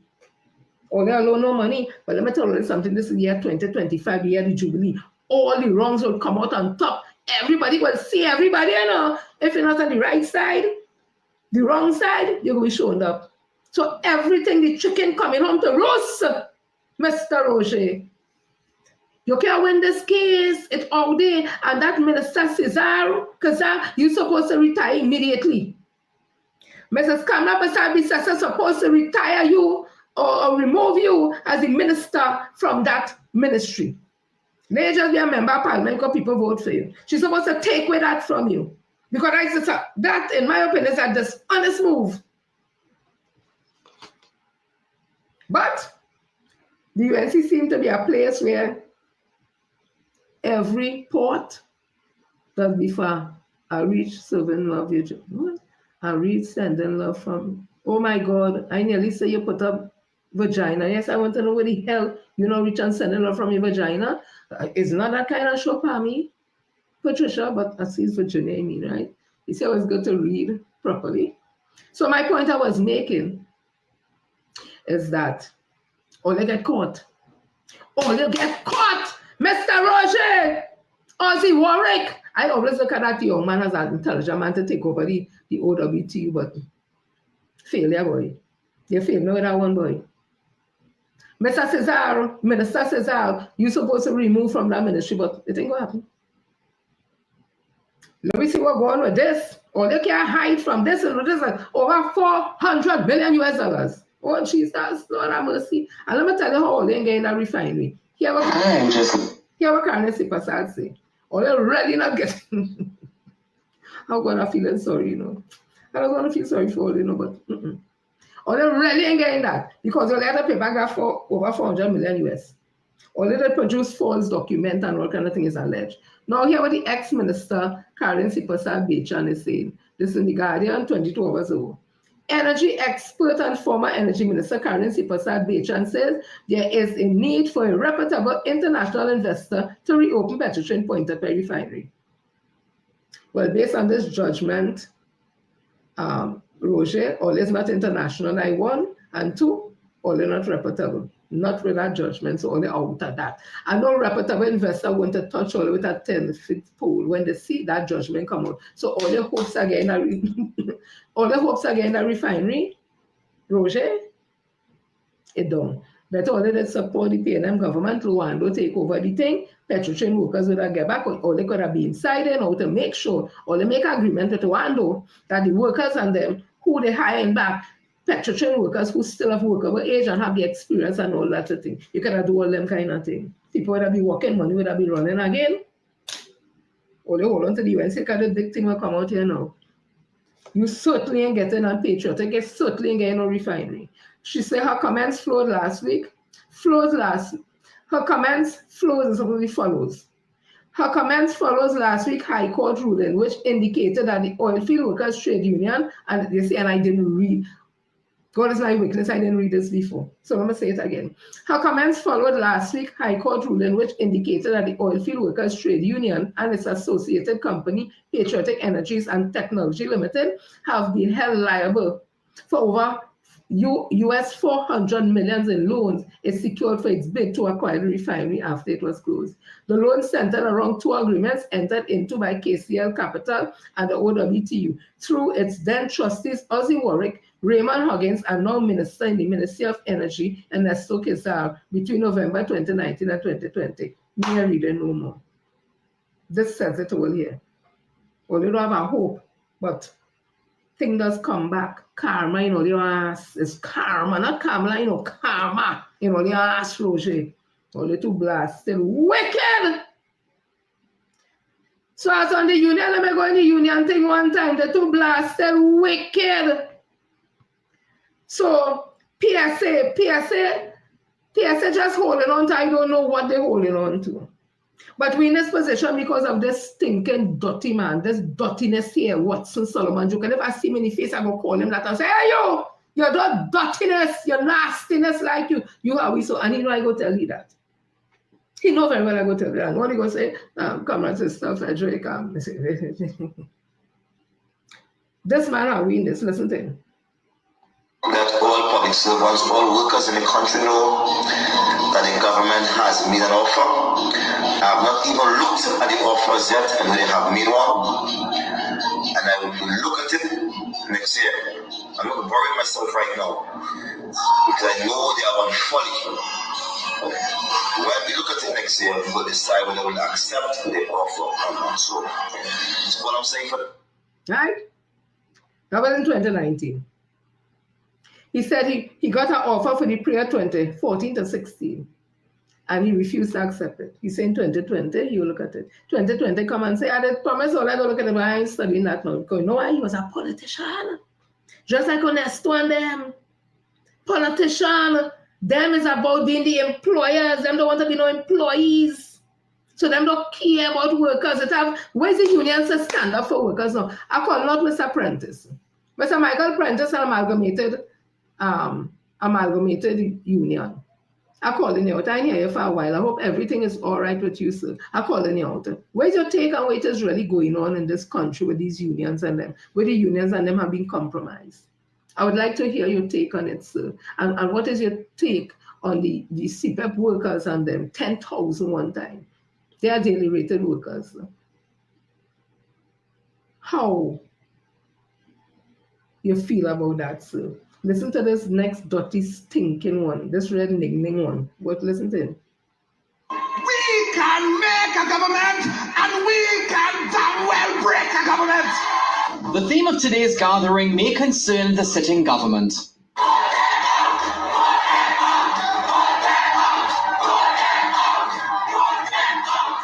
The head of one of the largest unions in the country said the solution to this nation's social and economic problems is simple. The struggle we have the PNM administration that we must get rid of. But if they want the PNM out, who do they want in? I know they're afraid of one. Well, but he said the enemy of their enemy is their friend. Who is our best friend in this struggle?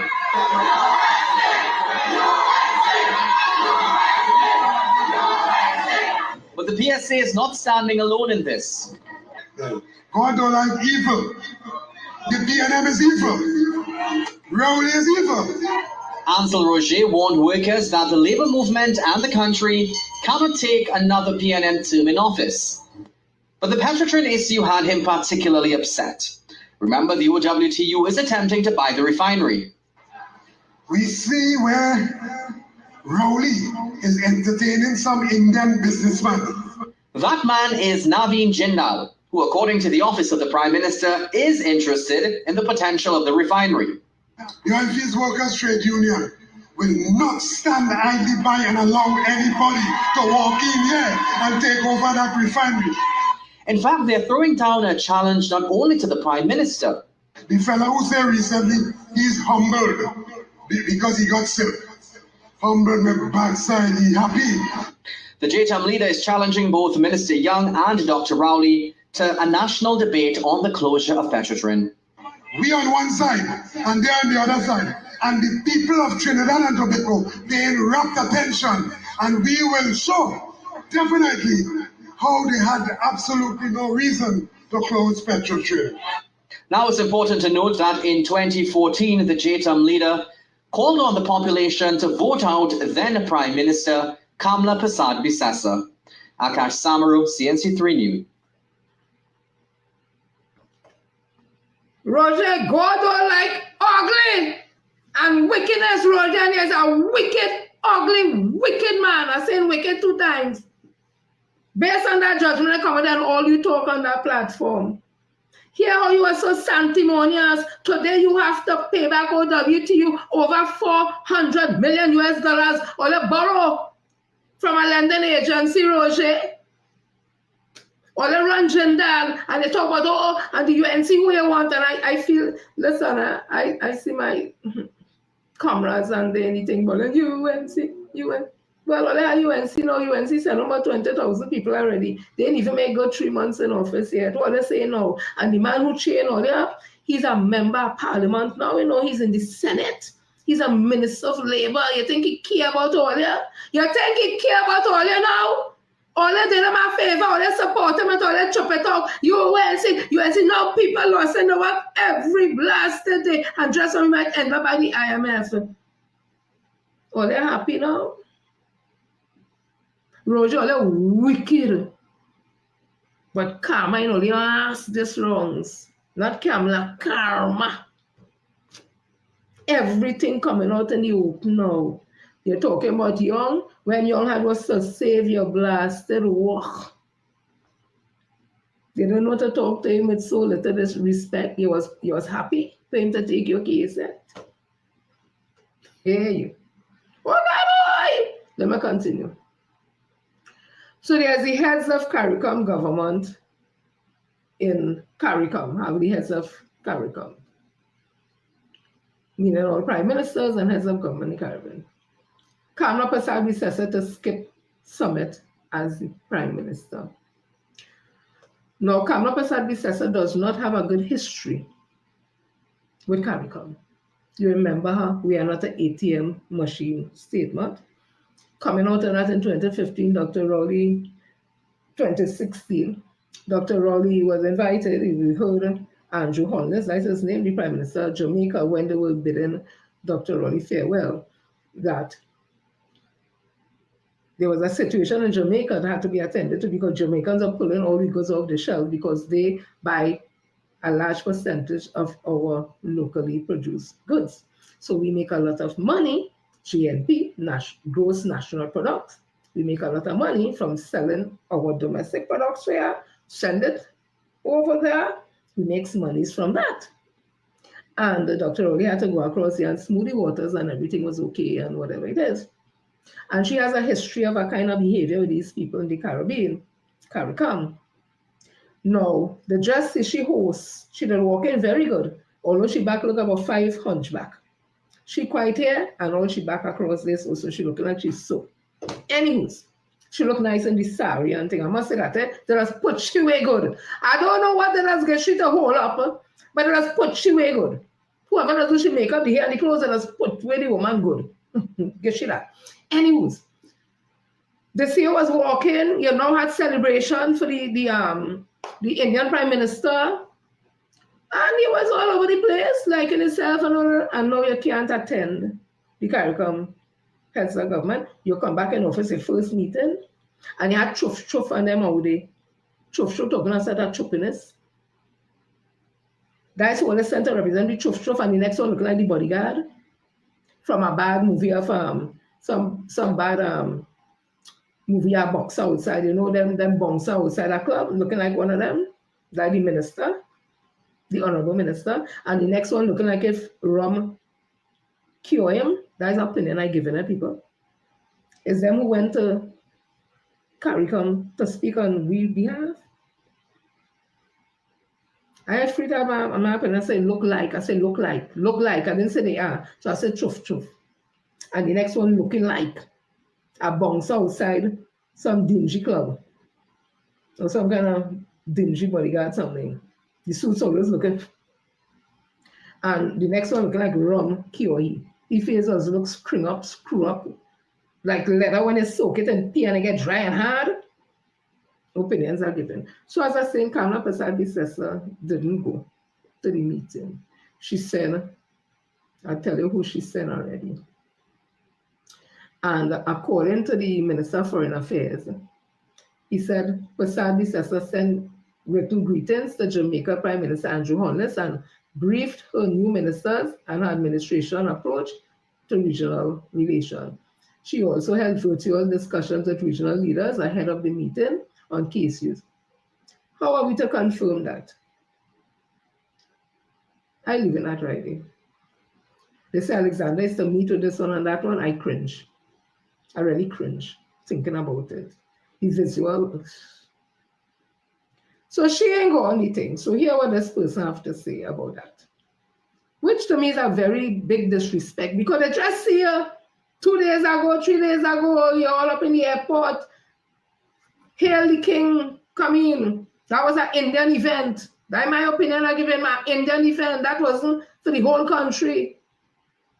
Because if it was in the whole country, all of we would be there. All of we would be there invited to come and see the Indian Prime Minister. No, we weren't invited. Another thing I see, you hear the steel band beating in the background.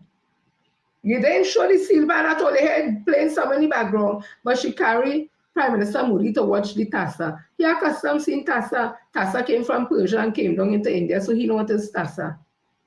The steel pan is an indigenous and the national instrument of Trinidad and Tobago. He'll be more fascinated by that. So that again let me telling me that wasn't no African thing and no country thing and no cosmopolitan. That was an Indian thing.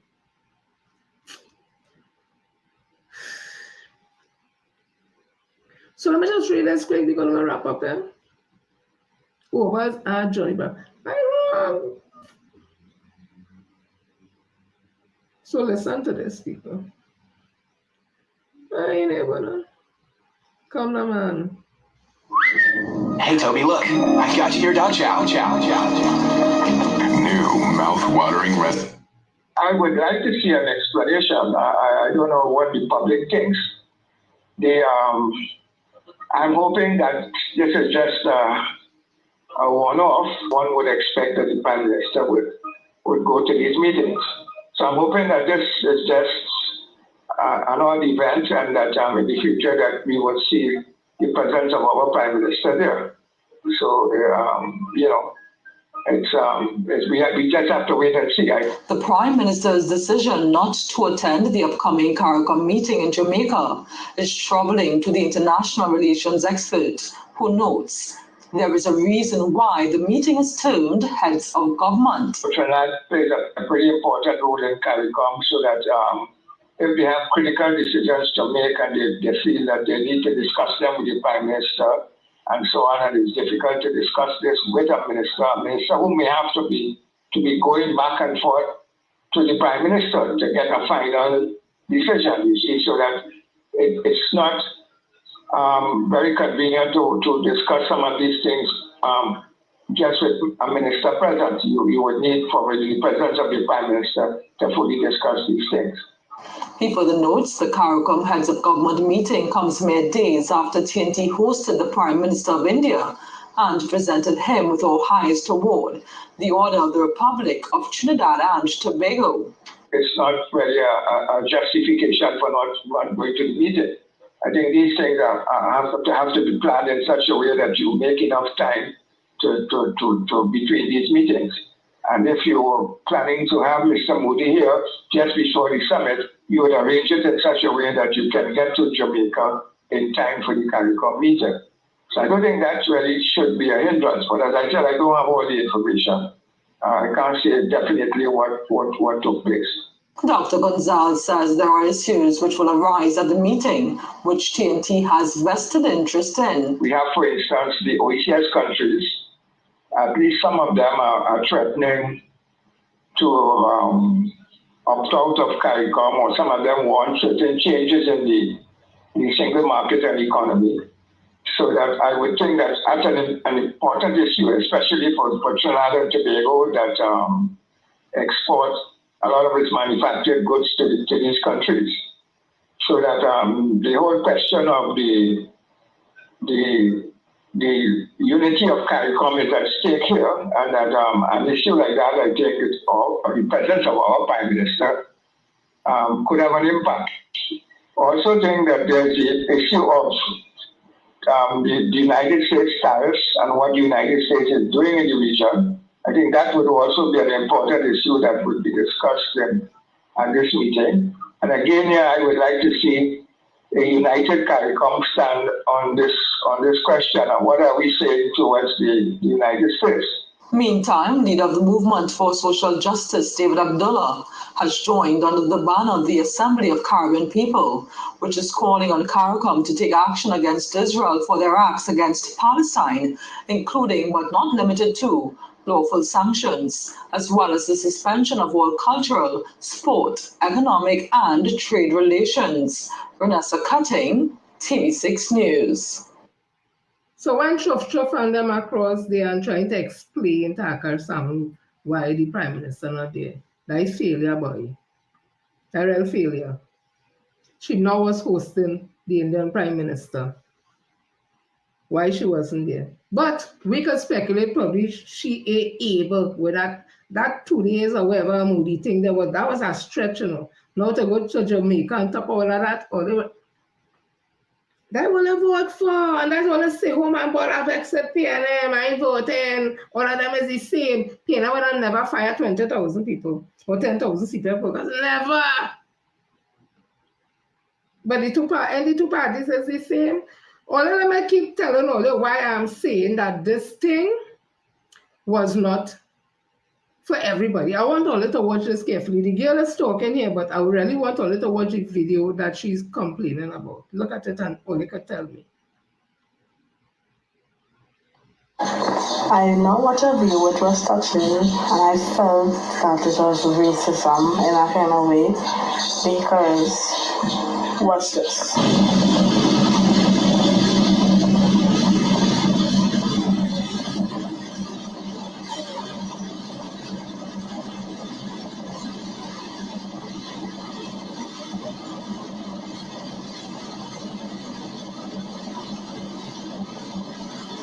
I just don't like the video of that because I found...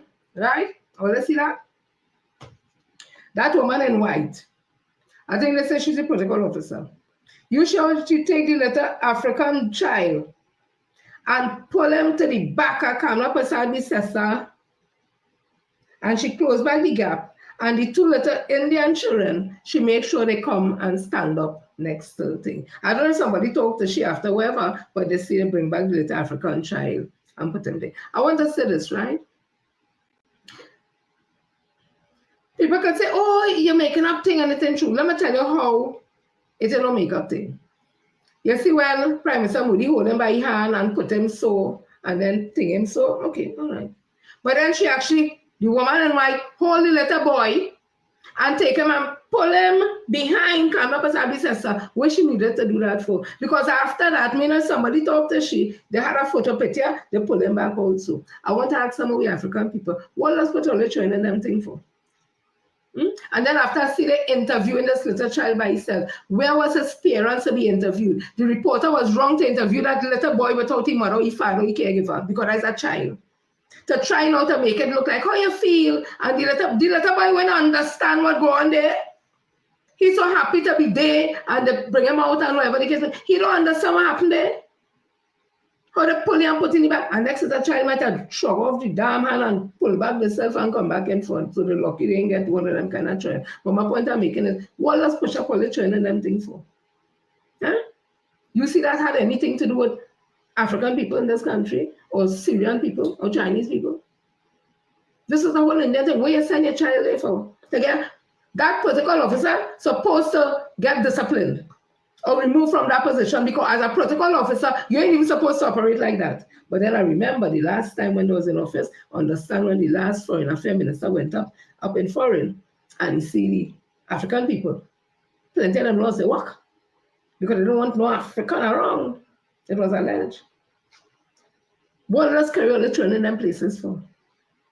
And then they interview. What they interview, that reporter should be disciplined too. Why interview that little boy by himself?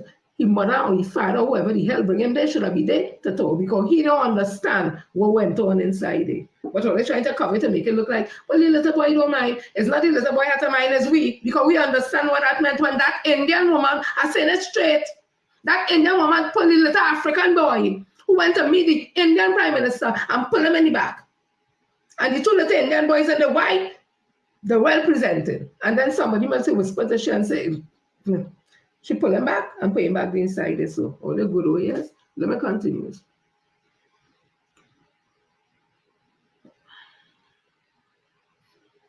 I want to read something here from the late Dr. Eric Eustace Williams. And I'm reading this too for the executive of the People's National Movement, the new executive for them, because the opposition leader, political leader is saying come back home and she want to hear people, listen to everybody and all that. We're not seeing that. I want to ask them, I want to ask her, because she's leading the team. Do you all hate Minister Stewart Young? Is it a hate? You all had a meeting Saturday, and I get from good grounds, or they didn't even invite the member of parliament from Port of Spain, North St. Anne's West. It is alleged, I understand, he didn't even know it have a meeting. He won a seat, you know, and people who win the seat, they'll be all up in all the meeting. He win his seat, you know. What it is all they have asking against Minister Stewart Young, is it a jealousy? Because when I realize the people on the ground that love Stewart Young is Stewarty. Well, only better get it together, you know, because I'm saying it and I'm saying it again. The opposition leader and political leader, the People's National Movement, in my opinion, is weak. When she speaks, you want to sleep. Look at here, Dolly Garsky, who has good jam, and I'll still keep on jamming because I don't feel she's the best person to do anything for the women's league. But I hear she speak in the meeting Saturday on radio, and she had fire. She bring the fire. She sung like she was a political leader. I say, Gaspy gain on by.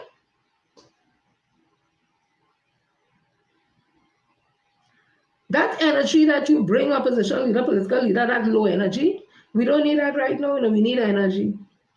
Because we're dealing with a UNC who wants steroids. And you see that lame duck, laid back approach, where everybody doing their own thing. There's nothing chilling. This one talking here, this one talking. That ain't gonna work, you know. And having Stuart Richard Young SC as an adversary for no reason is not the best thing for the PNM. who only had 13 members in parliament, madam. Well, you better get all your shit together, I'm saying it. It's not about all, It's about them 10,000 CPEP workers, most of them women, single mothers who get laid off, not laid off, fired. It's about all the other workers all over Trinidad and Tobago who getting sent home and fired. It's about them. It's not about all your and all their petty feelings, Because at the end of the day, all they're getting all their big salary, all the talking. And I find it was inappropriate. I think I hear you say I could be wrong. That when they come out to join them, that you tell them something about all they didn't sit and have lunch with the thing wherever they come out. We need. I think I hear you say that. And if I say that, that's inappropriate. We tell the people that for. Some of them come down there by the thing, must even have a breakfast for the morning. They want to hear that US state to eat lunch. Why the hell all they didn't decide that all they're not going to go to that function at all? That all they're coming to stand up with the workers, or they're not going. Anyway, they know going with Moody, or they walk with the people. So that Prime Minister Moody, all is not well. Where you dress up in sari and going, where you going to anything for? If you want to be in solidarity, me, I wasn't going that. I did come in and dress with the people, on the ground with the people, let's say, all them low touch with the ground, I gotta be there with them. I didn't go in the function. I wasn't going in a joint parliament and nothing. I was outside with the peoples.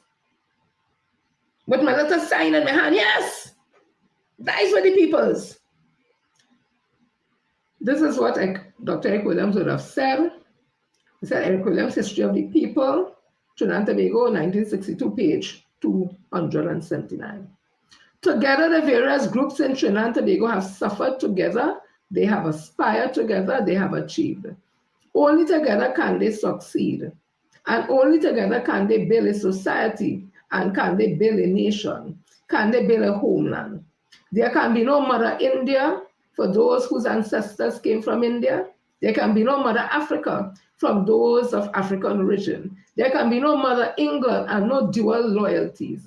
There can be no Mother China, even if one would agree as to which China is the mother, and there can be no Mother Syria and no Mother Lebanon.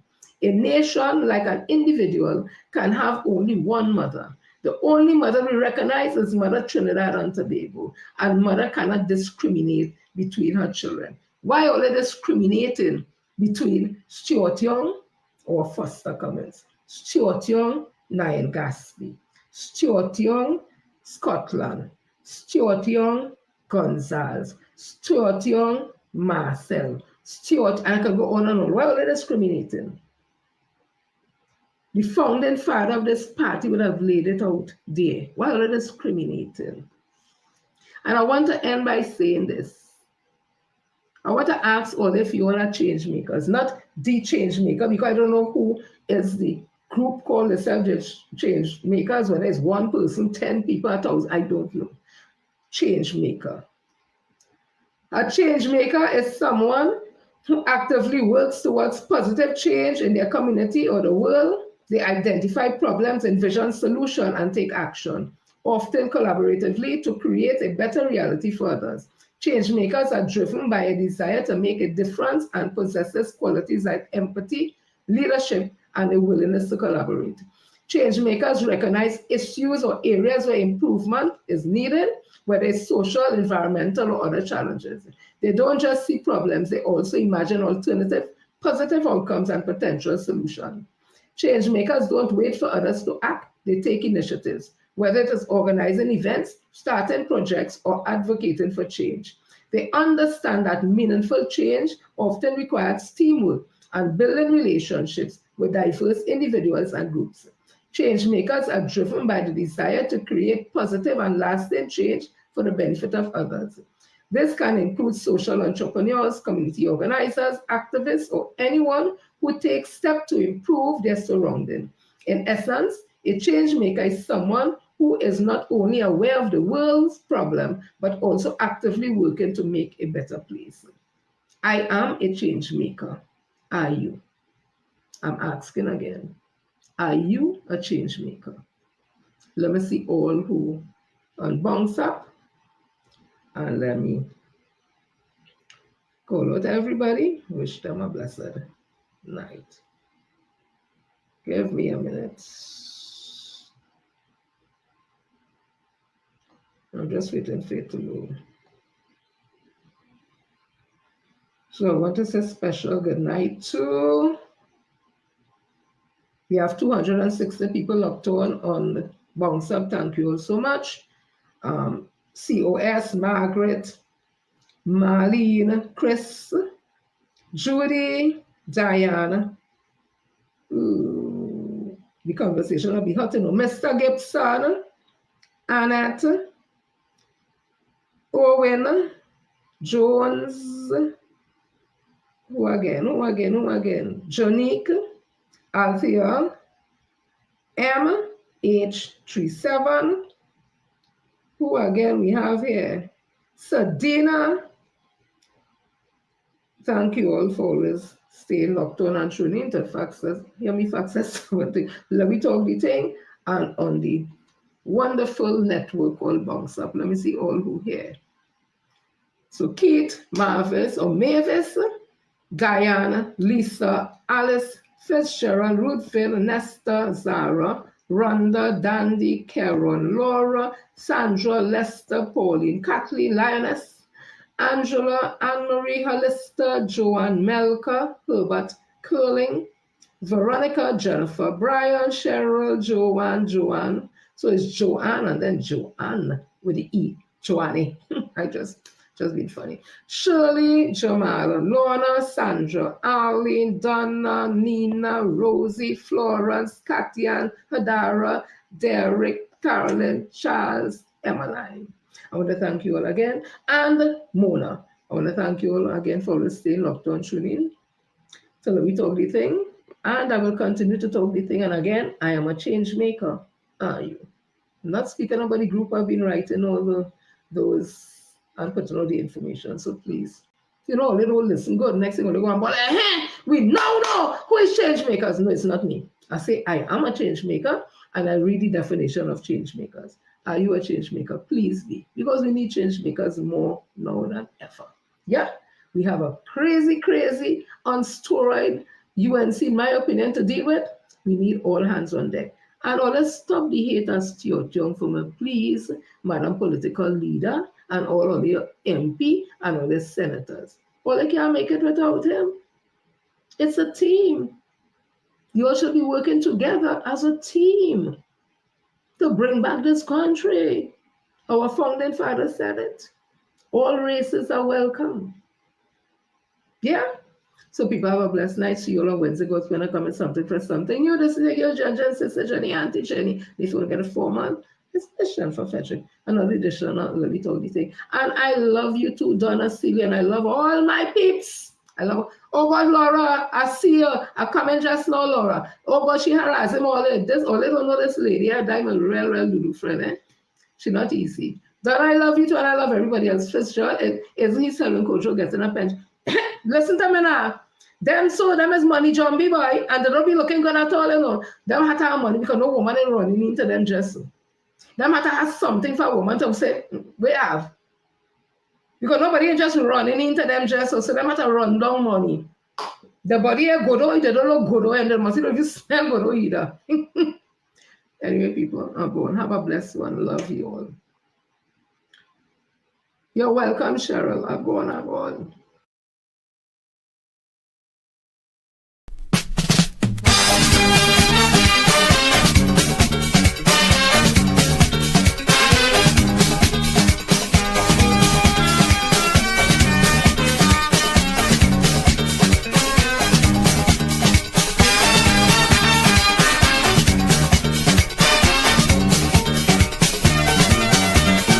The fat was crowded and she was tight. While I was grounded, she high and fly. White onion steep and blazing a charm.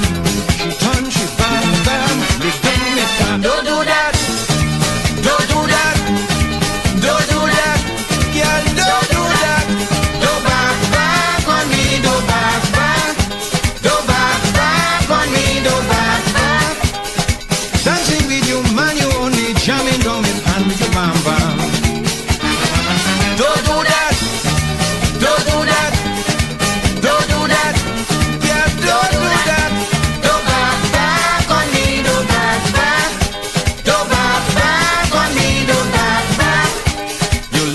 pretty, really sexy. Boom boom look so healthy, jamming on me purposely. Darling, don't do that to me.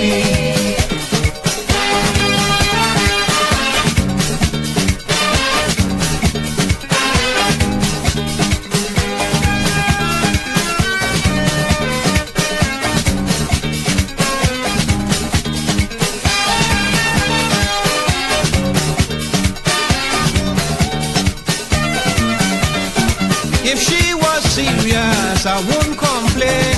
But is mischievous, missing she brain, deliberating, blowing my mind. The more I want she, the more she whine. Don't do that, don't do that, don't do that, girl, don't do that. Don't back on me, don't back, don't back on me, don't back. Dancing with you, man, you only jamming down the pan with your bam bam. Don't do that, don't do that, don't do that, yeah, don't do that. Don't back on me, don't back, don't back on me, don't back. You look so pretty, really sexy. Boom boom look so healthy, jamming on me purposely. Darling, don't do that to me.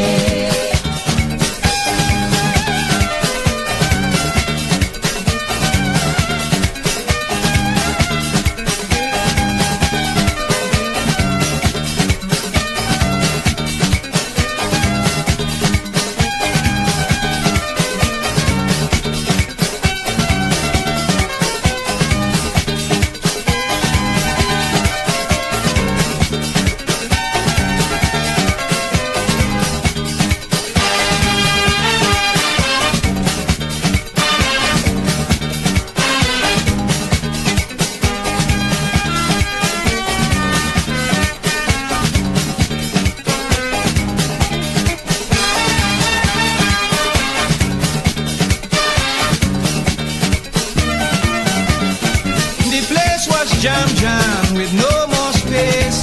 So when she bam bam, I had to brace. So when she entered, the band she fall. A jam she center against a wall. Don't do that, don't do that, don't do that, yeah, don't do that. Don't back on me, don't back, don't back on me, don't back. Dancing with you, man, you only jamming down the pan with your bam bam. Don't do that, don't do that, don't do that, yeah, don't do that. Don't back on me, don't back, don't back on me, don't back. You look so pretty, really sexy. Boom boom look so healthy, jamming on me